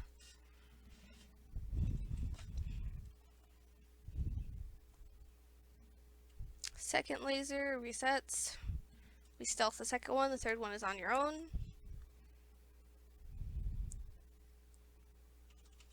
Oh, maybe we do actually have to jump. Ah, no, it's gonna die. Third one, so very important. This is the last one that he's gonna do, and he's gonna knock everybody away. But he cannot knock you away if you're in air. So, as he died, but as he stops to reset himself, you basically jump off. If you jump off and glide and fly around, you wait for his knockback. He only does one knockback, and then you jump off, you glide around, make your way up. As he does the knockback, you walk back up. You just run back up, because again, remember, you can run in combat. And then, as he's resetting himself, you can just straight up DPS with nothing happening. But we kill him here, right when we would have done it. Rest in peace, FPS. Oh, I have you back. My 70 FPS. It's really annoying because you have to jump all the way over there. Us. Sure is. Alright, so this fight, you need very, very, very, very, very good map awareness. And you need to know your lefts from your rights. So if you're like me, you're gonna fuck up. You're gonna absolutely fuck up. And you cannot fuck up because then it wipes the raid. So it's actually super rip. So, on this map, you see that it's a big grid. Rectangular grid. Essentially, what's going to happen is, during phase, this section is off limits to certain people. And what's going to happen is, the boss jumps to either side. And then there's going to be a minefield that you have to walk through. But it can be either one. So he's either going to jump from the middle here, and then everybody gets pushed here, and then it's like, oh yeah, that's fine. Or the boss jumps here, and everybody gets dropped here. So you're looking from the POV of 6 o'clock. So your rights and your left are not going to be your right and your left of what's on the map. So it's RNG if it's top or bottom side. And what you see is going to be inverted. So you just have to constantly be aware of what side you're going on. Because you're going to have to know which sides to go through. It's going to be very, very, very important. And essentially, you're going to want to start on a certain side when he pushes everybody. Because we have sins from each team getting knocked back and then putting down their stealth.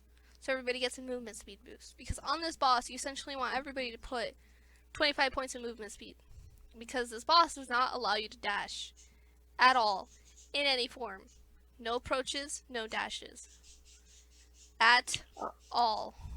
Even When you if say it's right or left, is it just going to be east and west? Or is it actually going to be changing on which way you face? it's always going to be whatever the map says. When we're talking about direction, it's whatever's on the map. It's always map based. So it's east and west then? Yes, Okay. but you're not going to be looking. Your left is going to be the right on the map. So everybody just has to be aware. Wait, what do you mean your left is going to be the right on the map? If you're looking this way. Oh, yeah, okay. Yeah. Yeah. Okay. So, boss 3. You see, we're all DPSing. Why did I go in so soon? Everybody else fucked off. Anyways. Mr. Long, as soon as this pings to 3 is when he goes in, because he has a 5-second countdown. So I think everybody's not used to it, because he goes in as soon as it hits 3. So everybody's starting from 6 o'clock. Tank is tanking from 12 o'clock. So, as soon as it starts, phase 1, 2 crystals spawn. And basically they correspond to this, but basically him sucking up any is kind of bad. Don't. So what's going to happen is, as soon as these spawn, they CC as soon as they drop, so you don't want to be standing on top of it. They're spawning, and bop, they drop, and you basically want to kill it right away. Because what's going to happen is, if they don't die fast, if they do a sonic ring, that trips you, and then if they don't die again, he's going to suck up 1 stack. And it's kind of inconvenient, but like, if that's happening, your teammates are not doing well, and they should be focusing the crystals. At no point in time should the boss be sucking up any crystals, because you can't DPS it for some reason, unless you're intentionally trying to mimic 10% by having him, I think, absorb more than 2? Could be wrong. So, you see all this green thing? Gotta wait for them to drop again. They're here, the range are hitting it. There's this green thing. That means that a green stack is traveling to the person who last hit it. Whoever last hit it gets basically a stack, and at 3 die. So you can only have up to 2, which is really inconvenient. So you can only have, what's 12 times 2? 24? 24. You can only have up to 24 stacks in your group at the same time. And like 3 crystals spawn every time after this. So you can see it's very inconvenient. He absorbs whatever is left on the map. He'll always get 1. And then he's going to mark the furthest person. So you can see everybody went over here because the boss is going to dash like this. Anyways, we have a range mark that goes furthest to specifically make him go this way, because essentially what he does is he dashes back and forth. So you want him to dash offset and then go back to the middle. He dashes offset, he goes back to the middle, and that's how we control where he goes. So that way he stays in the same spot the entire time, because it can get hectic and he go to way different spots on the map. Then he knocks back. If you're in front of him, it has a very big AoE. And then he does the laser. This laser plus 1 he just did this way gives a stack. These crystals are just landing. ACC if you're on top of it. Alright, very important. You see these stacks are going to people. So this one went to Shinto. This one went to, I can't see who that says. But very important. At the end of this, he's going to do a slam. And it's very important for melees to get used to assessing it, because this will come into very big play later. So if you're a melee, practice it now. He's going to do a slam, and so you saw how big this is. I think this is the edge of it. It's like 16 or more meters. The last 10-ish%, whenever you finish the 3rd phase, he's going to introduce a mechanic that's going to be a punishment that will give you stacks and arrow you, and it'll be really annoying. So if you practice it now and get used to it, you'll be able to effectively avoid the entire stacks and the attack itself, and you cannot iframe it. You will get both CC'd and the stacks. So if you learn what that attack looks like, learn when it happens, and SS it, it'll benefit you more in the future. Even if you don't need to. Because you can iframe that easily. Okay, so 90%. Ooh, phase faster than I thought. 91, he does the slam. He basically phases instantly, except whenever he's in that mode that the furthest person lures and then he dashes and does lasers.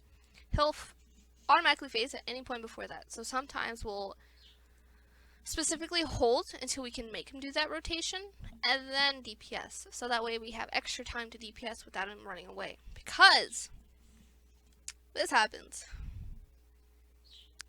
He went topside, which means that we're getting pushed this direction, which means our left and our rights are going to be left and right according to the map. Do you always get pushed opposite of him? Yes. So Okay. this shows up and you're going to get pushed. You want to look in the direction, and then you can see everybody on the map is split up. You need to be on these locations, and you need to pick one. Everybody else in the party is over here. Me and like 2 other people are over here. You want So to it be... doesn't matter which side you're on. It does. It does. You just Oh. have to consistently do it. Because like I said, all the sins are over here. If you need to stealth and to not get in the way of certain mechanics, you need to go over here. I don't need it. And also, you don't want everybody over there. And I also need to come in from a different direction. Doesn't 100% matter. You don't have to, but you want to stay consistent. And you want to understand where you are. You want to not have to rely on stealth and then just not get it one time. Because what's going to happen is the furthest person in a few seconds is about to get a mark. And you have to get the fuck out. Okay, so see these rocks that just spawned? They get placed after you knock back. So rocks appear now, and what's gonna happen is these white circles around them is how do you say? They suck you in. If you touch these white circles, they'll pull you in. And if you're not a spinner, you no longer have a dash, you no longer have an SS, you no longer have any type of approach to get out. If you don't have a spin, if you touch these white circles, you cannot get out. You permanently get sucked in until you die. So it's very important to not touch them, but you have to get to the other side of the room. So you can see I have no movement speed, and I only need about 2 spins to go towards the middle. Anybody else, basically you need 25 points of movement speed. Because right now, you see, so blurry. Oh my god, there's so many things happening on the screen. It's so blurry. Oh, it's clear. Okay, so you can see right here. This person is far, this person is far, and this person was far with this other person to touch, but now they've come up because they don't want to be the furthest. Everybody else is coming around. It doesn't matter in the beginning to come to the boss who's sitting and waiting right here. So I have effects off, which is why the second boss also looked weird, and I have effects off here, which is kind of inconvenient because you can't see the buff ahead of time. But after they keel over to start the mechanic, you can see what color it is because it's very important. So the 2 furthest people get marked by the crystals on the side right here. So she has one, he has one. And essentially me and him, 2 people are waiting, and we're basically going to pair with them. So you can see on the map, you get a debuff when the floor is white. That looks like this, and you're basically grounded. You can only walk. So they keel over, white, green. When they were walking towards the boss, the 2 people over here touched because they get marked with green. Anybody who touches them gets marked with green, but the people themselves that got the mark off the lasers are like clean plate, like fresh slate, null. They're nothing. They're just the mark. So So these two people touched back there? yes. Okay. And then he speeds up so that he's not far. So this guy has a green mark. I am white. He's dirty. I'm clean. So I touch the one with white. He touches the one with green. And essentially you share because they're getting drained. And if you don't share, they'll drain to their deaths and they'll just die. And we do this twice. So if they die, the very next two people get marked. And now they don't have anybody to share, so they die. And the mech is ruined. So on our map, you see how everybody suddenly came to this side? There's about to be a laser that they're all targeting to go this way. So what's going to happen is these rocks, they're all going to die. And it's going to clean up the map. And essentially, one laser has to happen. And we don't want it the ones with the crystals. So, that laser happens there. We sheath. Very important to sheath. There is a KD that has to happen, but I don't know when.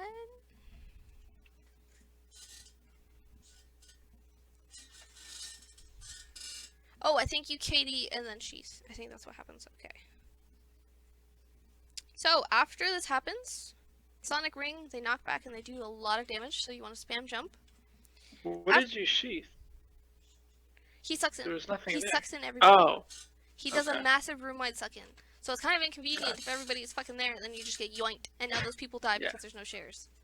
Okay. That's what we sheathed. And it's after the KD. And we have to KD to make him, like, continue stuff, I guess, to say. Oh, also these walls, you see how they're going like this? That means Yeah. that stuff is pushing this way. This is a force field pushing. This is pushing this way. It's pushing this way. So if you walk up to this wall, you can go sucked through and just like walk through it. But if the force field is pushing this way, you cannot go this way because you'll get bounced back. You'll see me get bounced back as I'm trying to stay closest to the boss. Alright. So, after the first share, basically the last two get marked again. And you only want one person, again, to share. Because one will get green, one will get blue. You want to be clean for one of them. So, his person, it's always the same. Whoever had this person will stick with them. And whoever had this person, he leaves every time. So, whoever happened to be partnered with white gets green. That was for the green. next one. This The is person you're circling was green. This is how the green mark drops. This is something different. This is all it is. They're marked for a green AoE. That's all that mark was. They were previously white when we were sharing. Does that make sense? Weren't they green when you were sharing? Oh, wait. Huh? Wait, what? Were they? Yeah. Yeah. Oh. So how it works is the farthest, I think, gets a certain color, and then the second furthest gets the other color. So, usually, 90% of the time, the same people get the same colors. So, yeah, I kind of got a little confused there. That's why I think Michael fucked this up. I saw Michael walk away. It gets a little confusing because you're used to the same people being the same color, but it's not like that. It's whatever distance they were at the time of marking. So, yeah. So, this was white. I think that's why I got confused. This was green. But next time you go over to the green. No. So whoever got white is supposed to share green. Whoever got green is supposed to... He walks away and you don't share, so you stay clean. So we essentially swap. Oh, it's okay. I clutched. I stood with Michael, and I got the mark. So now Michael is clean, and I'm dirty. Farthest two get marked again. So if you accidentally get far... the second time, you might accidentally get marked, and you basically have to swap roles, but you have to make sure you guys have the same, like, clean to dirty ratio to share. So, they're marking again. I can't see until they kill over, but if you don't have effects removed, you can see it normally as soon as they get marked, and they're walking all the way from the wall. So, I have this green mark now. It's the same green mark that if you get 3, you die. That happens throughout the whole phase. So I share with green. So it's green. Yeah. I get green. And now him, since he's clean, he goes to white. And he got confused because we usually swap people. So something different that happens is the old crystals that we did on the other side, because they got marked from here, and now they're getting marked from here. See how these like rocks are all clear now? Oh, yeah. So we lasered all the rocks and the old crystal down, but it does a giant green AoE. And essentially, you see how I already have a green stack, and he's doing the green mark? If that was on our side, you have to HM block or they die. So I already HM blocked. I have just done it 1 second ago. Even though, for me, it was not necessary. But like I said, the colors could have been swapped because I was prepared for the colors to be swapped. So you have to HM block this or they die. Because this gives, right here, 2 overlapping stacks. So they're on 2 of them. So they would have died because you can only have up to 2. So HM, the rocks are getting cleared, and because the previous crystal's now dead after filling up, oh, jump, these hurt, it drops orbs that I forgot about. So, What drops orbs? the crystals. You saw how we just lasered this entire row down? Yeah. And we killed the box that held the crystal that we just charged up. This box, we crushed this box. So these, you can't see it, but right here there's like a little F pickup symbol. Where's the other one? I think the other one is right here or something.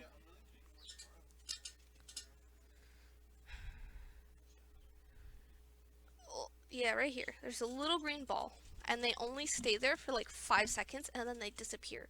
And you need all 4 of them. You absolutely need all 4 of them. So you have to pick them up ASAP. Does it matter who picks them up? No, but Okay. it matters when you throw it. If you throw them at the same time, the game does not register both of them, and basically one of them will be completely cancelled. So you have to stagger your throws. So one person throws, and then a second person throws. Usually, because I'm bad, I'm supposed to get this one, I throw, and Patero is walking all the way over in here, and then by the time he comes, he throws. You throw it at the rock? Yep, this rock. And watch The closer rock. one to the boss? Yeah, no, in the middle. You see how we're throwing okay. it, and these white rings are going away? Yeah.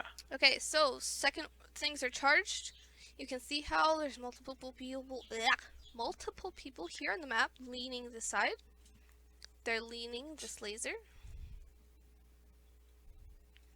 Same thing is happening. I don't have any stacks, so this won't kill me and it doesn't hurt, but you don't want to take them if you don't have to. So I try to stay on the edge.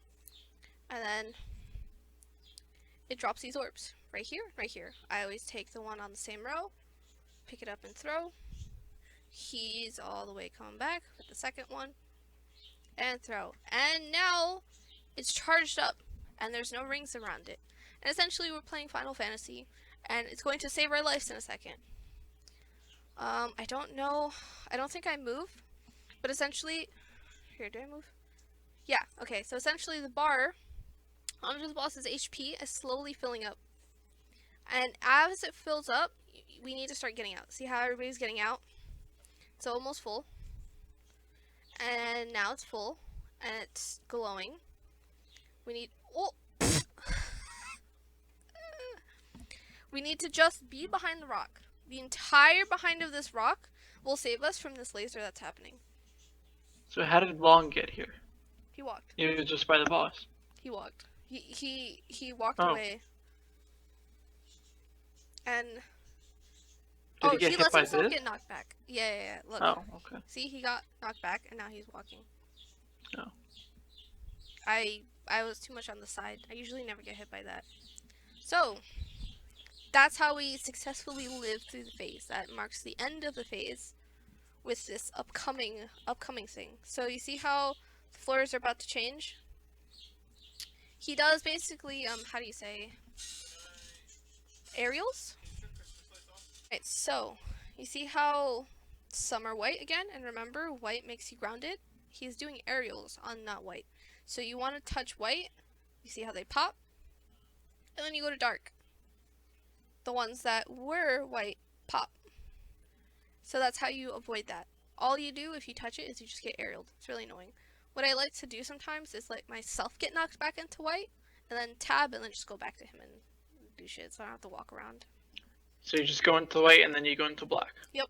One tick Okay. each. One tick each. Something else later will do multiple. So, that was the very end of phase. He phases at 70, and we're at 71. So, ideally for most groups, you want to instantly phase as soon as the first one is done to have good timing. To be on good time. That's what you want to do. No one was started. 70%. He's phasing. So, I can't tell. I think he jumped down. So he's jumping here. So everybody is going to get pushed here. And then you're going to walk all the way back. So you're going to have an inverted view. So you want to turn to make sure to look so it's easier to get out. You can see rock spawn. It's either over here or over here. So if it's right there, you just got to walk around. Usually there's a clear spot here, but bad RNG. Okay, so wait, what's happening over here? Because I was a little confused with getting cleaned and not cleaned. So are two people touching each other right now to get cleaned or Yes. dirtied? So you remember how the two of them got a green circle and then it dropped green AoEs? Yes. That's essentially happening right now. So on the map, there's two people standing on top of each other? Yeah. So over here, Patero's on my side. He's just doing his thing. Ray and Michael are getting the mark, and then Michael's booking it right after, so he's not far. Okay. I'm not over there, so I can't see it. I might be able to show Michael POV. So So now they've already been dirtied or whatever. Yes, Michael has a stack of green. Alright, so 92, we're about to phase. We just got pushed. So he likes to go sideways. So he goes with Dora there. Yes. So he waits for her to pass by, drive by his green, and then they continue. So now he has the green, so he's gonna go with green. Yeah, he has 2 stacks of green right here. So now I share with white. Whoever had white, he shares with green. Whoever got green, he's taking damage because it's literally sucking you. Okay, now him and Senshigo walk away, and then you guys get the green now. Yep, whoever was with her, always share. He has the extra zoom out as well. I'm also just curious, what happens to Senshigo when he gets hit by the 2 green stuff? They get HM'd. Oh. HM block. We always HM block. When that laser kills the crystals, we HM block. Okay. So, Rock is over here now, so what's going to happen is they're going to have to get in front, and this wall is going to be pushing me, and it's going to be really fucking annoying. So now they kill over, I touch white. Lasers are going to happen, and then we sheath the suck. So you can see it looks more like a suck-in. Whoever was with, for my group, whoever was with white stays and gets green mark. Teru walks away. I don't know where Michael is. I can't tell where Michael is. Where's Michael? Oh, he walked over there. And then they reset to furthest again.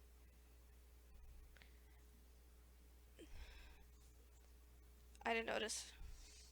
So basically the lives are in their hands of our companions. So you see how this wall is slowly coming towards us? You see how it's pushing this way and pushing this way? Yeah. So what's happening is, you see how our teammates are right here? What's happening is they're conducting. There's going to be squares on the ground, and basically you have to touch them in a certain order to light them up. And if you light up both sides, this reverses and this cancels. What's the order? I think it's RNG. So whichever one's lit up, and then you just follow the second one and then the third one. Something along the lines of that. I can't see because Michael is also over here, so I don't have a good POV of that. I mean, long streams, you can just yoink his. We're gonna instantly phase after, because you can see how he's at 68. He's supposed to phase at 70. So we instantly got pushed after that was done. This is only phase 2. So After nobody's everything- going to conduction. Oh, so now they lit up. Okay, The so somebody KD. just touched it. Oh. I think the outside one just lit up. So somebody went to touch Well, you it. can look on the map. Oh, They're all going now. yeah. Well, I see it right here. And then the last And that one. makes the boss go to the other side. Yes. So you can see you need 6 people actively ready, not including the tank, so that's 7 people, plus 4 people doing mechanics in the back, so that's 11. You only have 1 person for backup. And there was no laser this time. Or was there? And I There just might have missed been. it. No. Maybe I wasn't paying attention in the beginning. So you can see everybody came from a direction that isn't crystals. There's a second that we usually sheath. Did he lure that? Because this laser went off. Nobody was over there though. I don't know at what point it marks because I can't properly see it.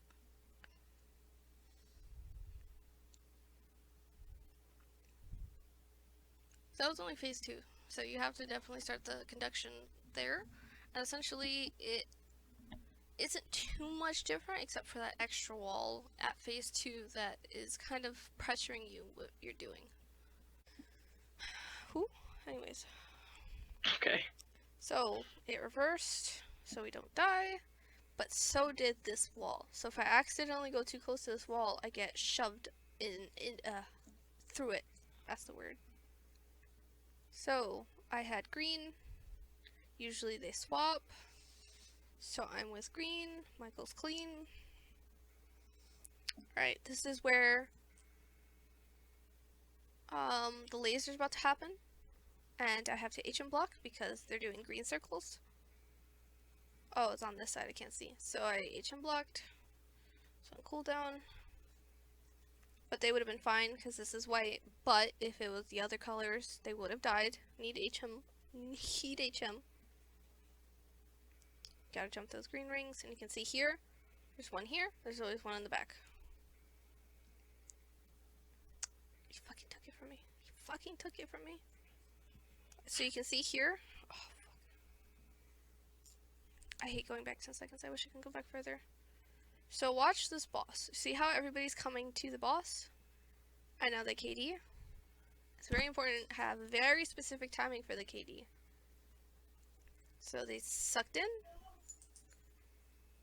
I get ball. I throw it. Reduces the stack. Ooh, I got sucked in. He threw another ball. Reduced the stack. Now it's ready.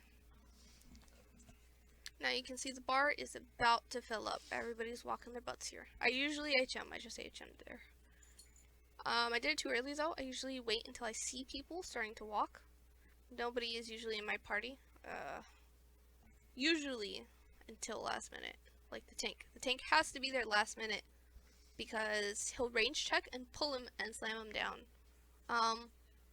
Something very important to note that I did not get to. Do you see this green square? This is like the biggest mechanic that I kind of forgot about, I'll be honest.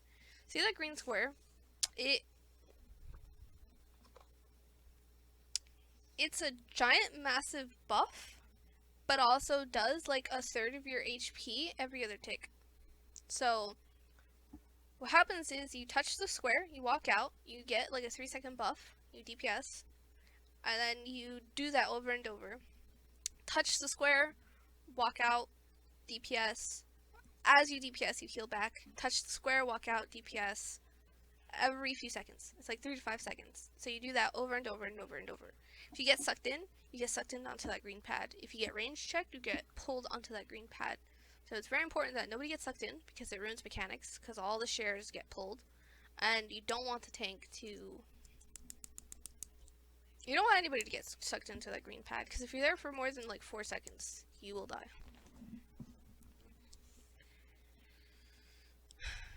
Alright, so he filled up. Everybody's going behind. Long got pushed. Everybody lived. Alright, so I like to get knocked back, touch white, pop, tab out, touch black, pop.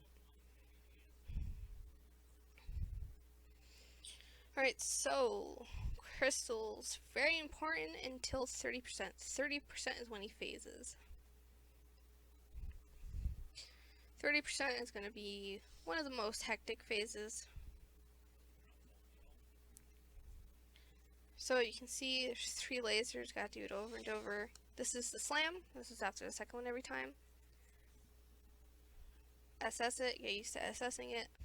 So we hold at 43% because we don't want to phase it into 40%. And basically, crystals, gotta make sure to get crystals. The only time you don't do crystals is if he's about to phase, because you have multiple seconds until it like pops or matters. And basically, once he does phase, the crystals go away. So again, there's multiple seconds from when they drop, when they're about to pop, and when they get sucked into the boss. So essentially, if they're just about to drop and in like 2 or 3 seconds he's about to phase, completely ignore crystals. So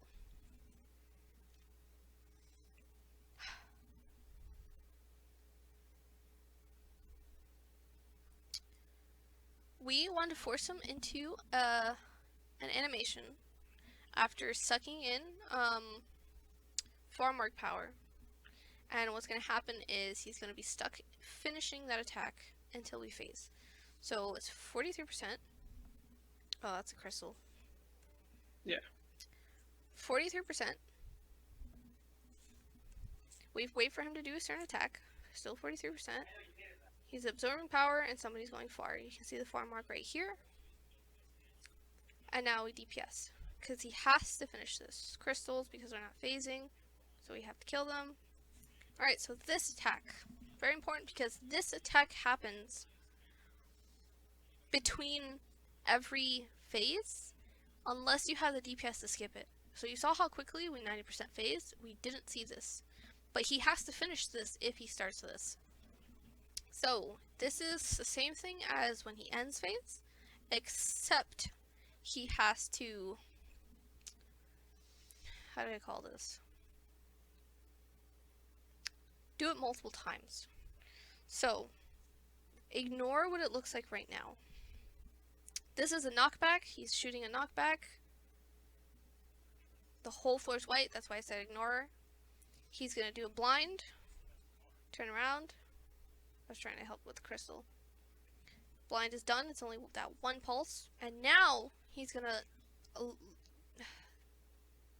relight the floors, I guess to say, or turn them off.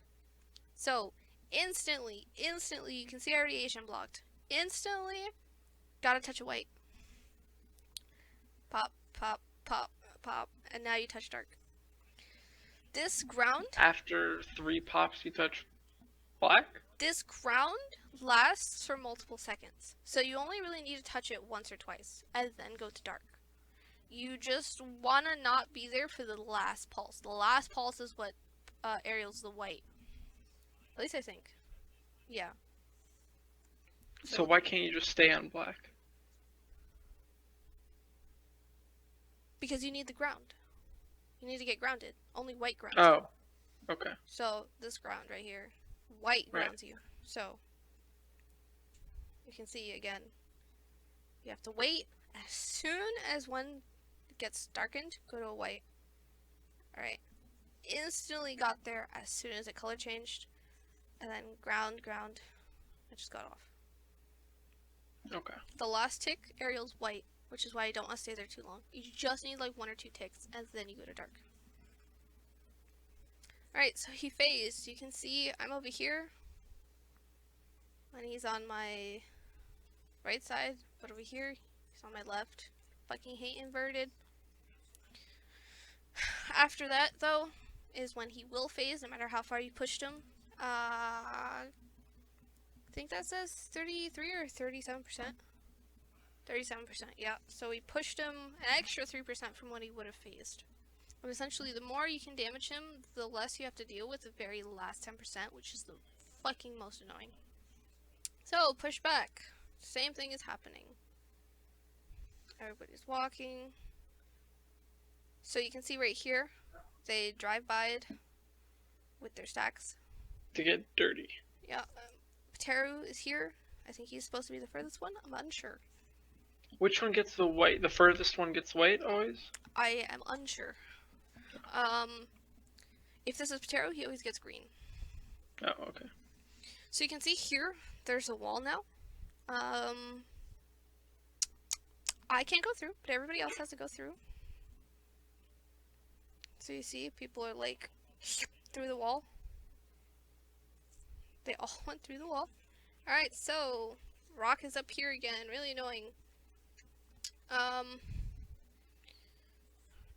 This is Teru, that's Ray. Teru hopefully will get green, so I have to go to her to get white. Yeah. Oh, I keep getting bounced. I don't want to be the furthest, and if I get bounced, I'm the furthest. So I need to carefully squeeze as close without getting knocked back, and have her touch as far back as this white ring will allow her. But this time you go the furthest, right? That's what it looks like. No, she has to walk back really quickly. Oh, And you I have didn't to get- walk forwards really quickly. You didn't get like a mark over No, here? this is the green thing. This is not relevant. Okay. So what's happening is, this one, they're just loading up. So I have to sit with her and share. Teru, I think he got knocked down, has to hurry up and run away before they drop. It's an AoE. So you see, they're pop, pop, 2 stacks. Teru left, Michael waiting. So now I have 2 stacks of green, because I was there for both. Oh. She doesn't fucking get far. So you can see, I have the mark. I think I die here, because I don't think she has green.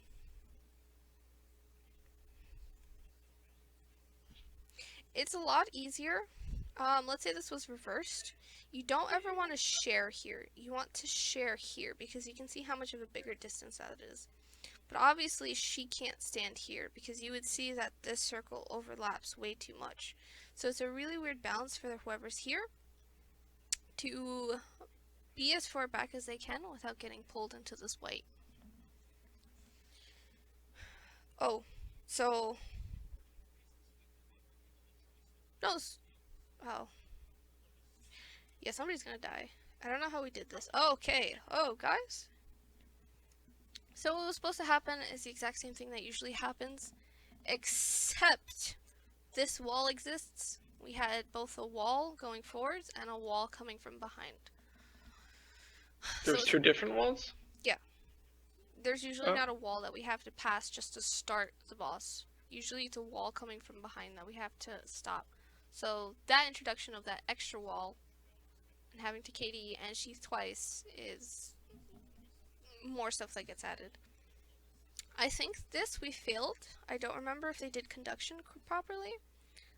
And I don't remember if we did lasers properly.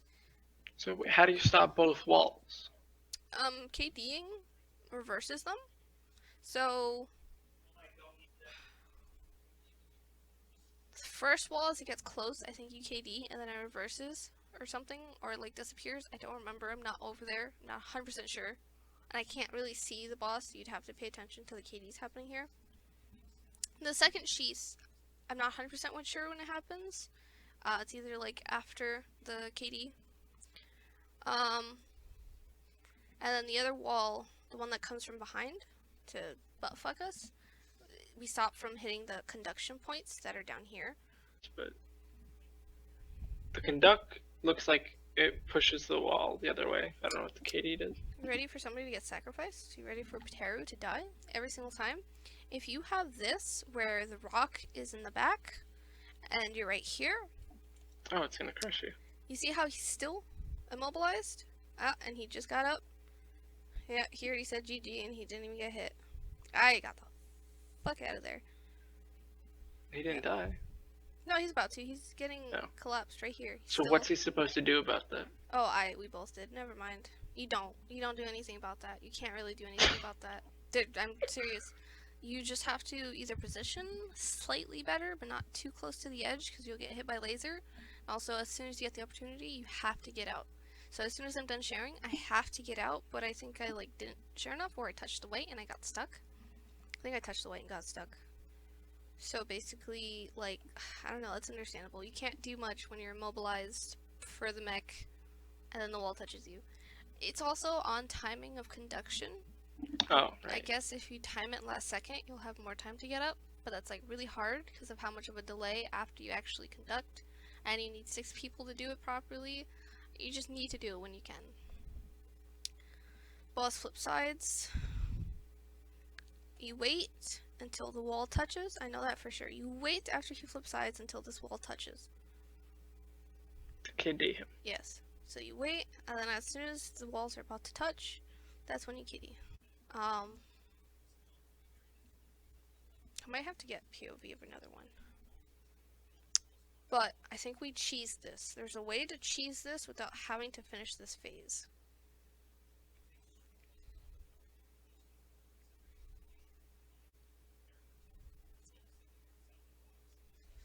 I think we loaded up the crystals? No, we're just... Okay, we're just... Oh no, it did. Yeah, they finished... Okay, so I don't know what we did, but the crystals still got loaded up by wrong shares. We just died because they were wrong. But the crystals still got power absorbed. So the ball still dropped, and then the people over there walking towards the rocks still picked them up, and you can still see that half the team lived. And now is Berserk mode, super death, annoying, worst boss mode. And we have this entire HP bar that we have to do. I think I scuff this and die, I'm not sure. So, same thing happens. Go to light, boss jumps the middle, go to dark, and then Pam. There's rocks here. Basically, they're in iron armor essentially, and we have to DPS the rocks. I can't get out. It's literally telling me I'm not allowed to res. Alright, so we DPS the rocks, yeah? The rocks disappeared. So now what's going to happen is he's going to do that AoE, introducing the punishment. Essentially, every attack he does is going to get beefed hardcore.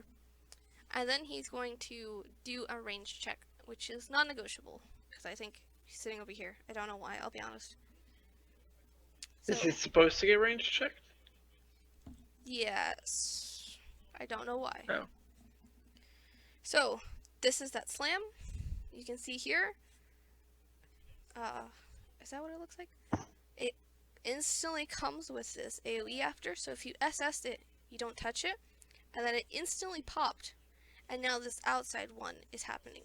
And then you dash back in. You can see how quickly that really was. Here, I'm going to go back. DPSing this rock wall. I can't res charm yet. Does anything happen during the rock wall? No, just stuff dropping, which is just, I think it just like knocks you down or something. Just gotta ASAP kill it. As fast as you can. ASAP. Fast. ASAP as soon as possible. Alright, so I res. He's about to get range checked. Slam. We want to sheath or stealth it. We sheathed it because it does give a green stack as well. Don't want to get green stacks here. You don't want to get green stacks here. So he's basically fully charged the entire time. So crystals, extremely important to do. I have no stacks, so I try to get crystals. Every single person, I cannot express how much every single person needs to do crystals. Alright, so charged up, he's about to lure this way to the farm mark. Right here, you can see farm mark. Dashes. And then he does a little laser. Again, that gives stacks. This gives stacks. Again, crystals. I think he does a bonus laser. Nope. So he does that slam again. Gotta get used to SSing it. So this, pop, and then outside. So this slightly changes as well. This is a knockback. This is a blind, turn around and pop. with the introduction of a blind, he adds this. You can see these charging up. And then he's about to do a second one that looks like this, and then another one on the other side. It's very important to not touch them, because again, they give one whole stack, and I already have one, so if I get hit twice, I'm gonna die after this. So, side to side, second one is on the other side, and then it goes straight into the normal thing. Touch the white square, HM block, and then touch a dark square after. And touch dark. And does its rotation again. And it goes all over again. And it's basically about micromanaging your stacks within the whole party and basically not dying. Because they may only last like 20 seconds, but it's very, very, very easy to get stacks. I can't stress how much this is the most annoying phase. Kill crystals ASAP. He's sucking in. Oh no, that was a tank laser. That's a bonus attack. He does a laser towards that direction, wherever the tank was. He's sucking up now, and he's about to dash the farm mark, the little heart guy. That heart guy. While avoiding those lasers, we have to kill this SS. And then try and manage that punishment. It's really annoying. It's happened so fast. Oh, so that half circle that happened, it was like this, because basically the tank is aiming it every single time, and is he alive? He is. But as those sonic rings happen, and as crystals just get in the way, it gets harder and harder for the tank to actually manage to aim it properly, so it's very, very important, for another reason, to kill those crystals ASAP, because if he gets tripped, and he's on his ass, and he can't SS in the proper direction, that half circle also gives one stack, so somebody can die to it. Tank laser, so it's in a weird direction because the tank was moving around weird because he was catching up to that first mistake, so that gives a stack, or instantly kills, I don't remember. So you can see here, I have 2 stacks already. If I get hit by anything, I die. Not sure why I dashed this way. I think somebody accidentally got far. So now he's... Yep. He went the wrong direction because somebody took the far mark. Now I got hit by that one laser. So now I died.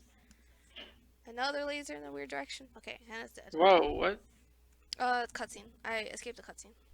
Oh, okay. And so he just died. Okay, fine. It's really... it makes you think you're like... your shit froze or something. Everything turns black. And then it loads a cutscene because it's like really slow. It's like the worst feeling ever. Like you think it crashed or something. Alright. That was the entire fight. I actually lived for most of it. Unlike my other one. But Hell boss. Yeah, hell boss. Hell. Oh no, hell. I had some questions. What are your questions? Tell me your questions. When do you bait the laser? It's at the same point every time. The far person? Well, no, sorry, during the phase. Like, everyone goes to one side? I think it's after the KD, I don't remember. Okay. But basically, you can just, like, sit there and wait, because the laser's not gonna come out, and if you know which side to do, which is whatever... It's just the opposite side of the crystal, right? Yes, of the active one. Right. If you're ranged, you can already start leaning there. And then basically, it turns green whenever he's already, like, engaged one of the lasers. And then after it turns green, you can walk out because you know it's about to turn off. Or turn How on. many people have to go to the side? It's based off the most people on that side. So if it's 1 versus none... Oh, that would work? Yeah, I think so. I'm not 100% sure. You only honestly need, like, 2 or 3 people to do it. Okay. But the problem is that some people are going to be conducting on the other side, because like I said, there's... Right. 3 paths that people gotta do, so there's 6 conductors, so you don't want people coming here and then having to go all the way across with no dashes. and conduct. So mainly only a few the ranged, and only some of the people that are conducting on this side want to worry about that. Ooh. But we really do need people not going to the other side early, because if both lasers happen, you wipe, and that has happened a lot. Every time we've had both lasers, because you can see how phases like 2 and 3, the boss jumps side. I didn't show you that. I don't know if you can tell. The boss flips No. side, and then you have to run across again. And as you're running to the other side, one of the lasers is proccing, and you have to run on a certain side in order to not fuck up mechs that are happening, so like the crystals. So you want to go on the non-crystal side. So I didn't see them. I didn't see the.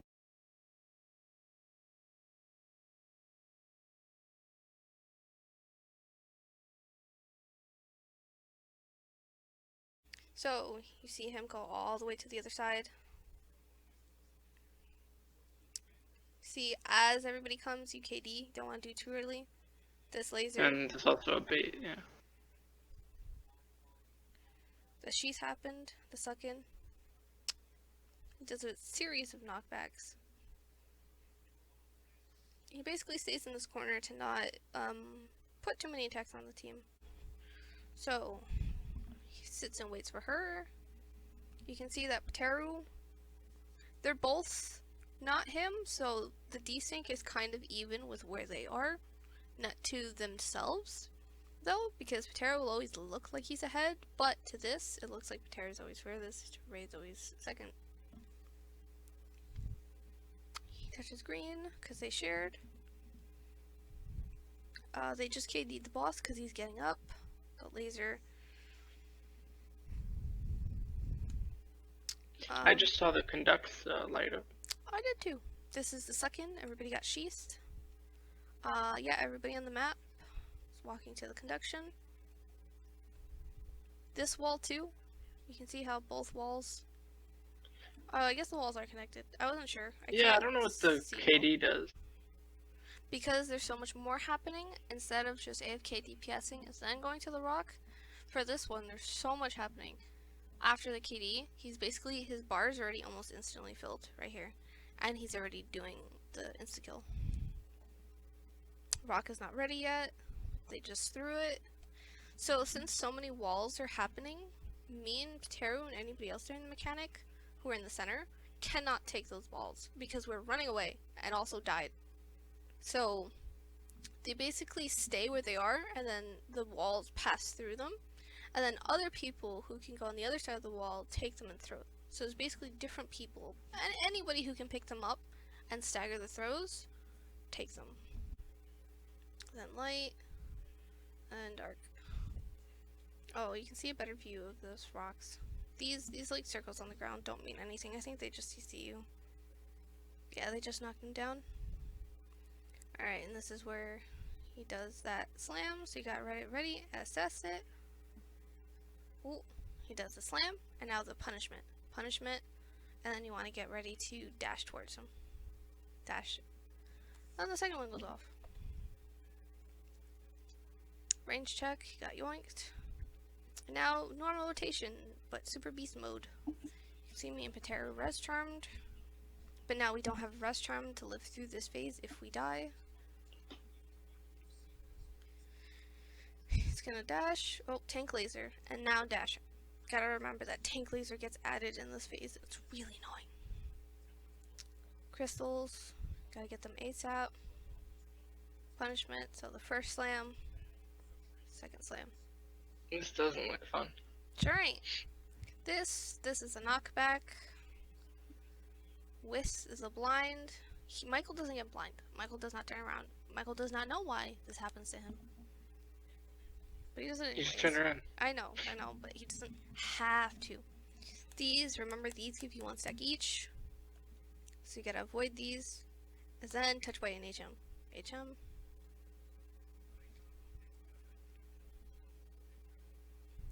And do that all over again. It's actually really cancer. Because now you have to get crystals. Wild half circle. Oh, you see, he aimed that wrong and he killed me instantly. Because crystals and aiming. I think I died at that.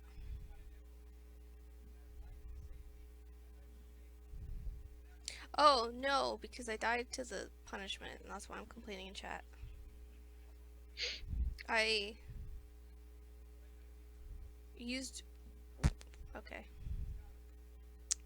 You can see our tank is dead, and everything is going to hell. Yeah, but you It's still terrible. killed. It's absolutely terrible. You don't want to die until this phase, so you can die in this phase and res term, because there's like 8% chance you will die, because it's really annoying. And the more that people that die, the less people to pick up crystals, or kill the crystals and pick up those stacks. So basically you have to kill yourselves picking up those crystals, because if the crystals don't die, they're gonna explode and kill everybody anyways. And then get absorbed by the boss, who's already at like fucking max.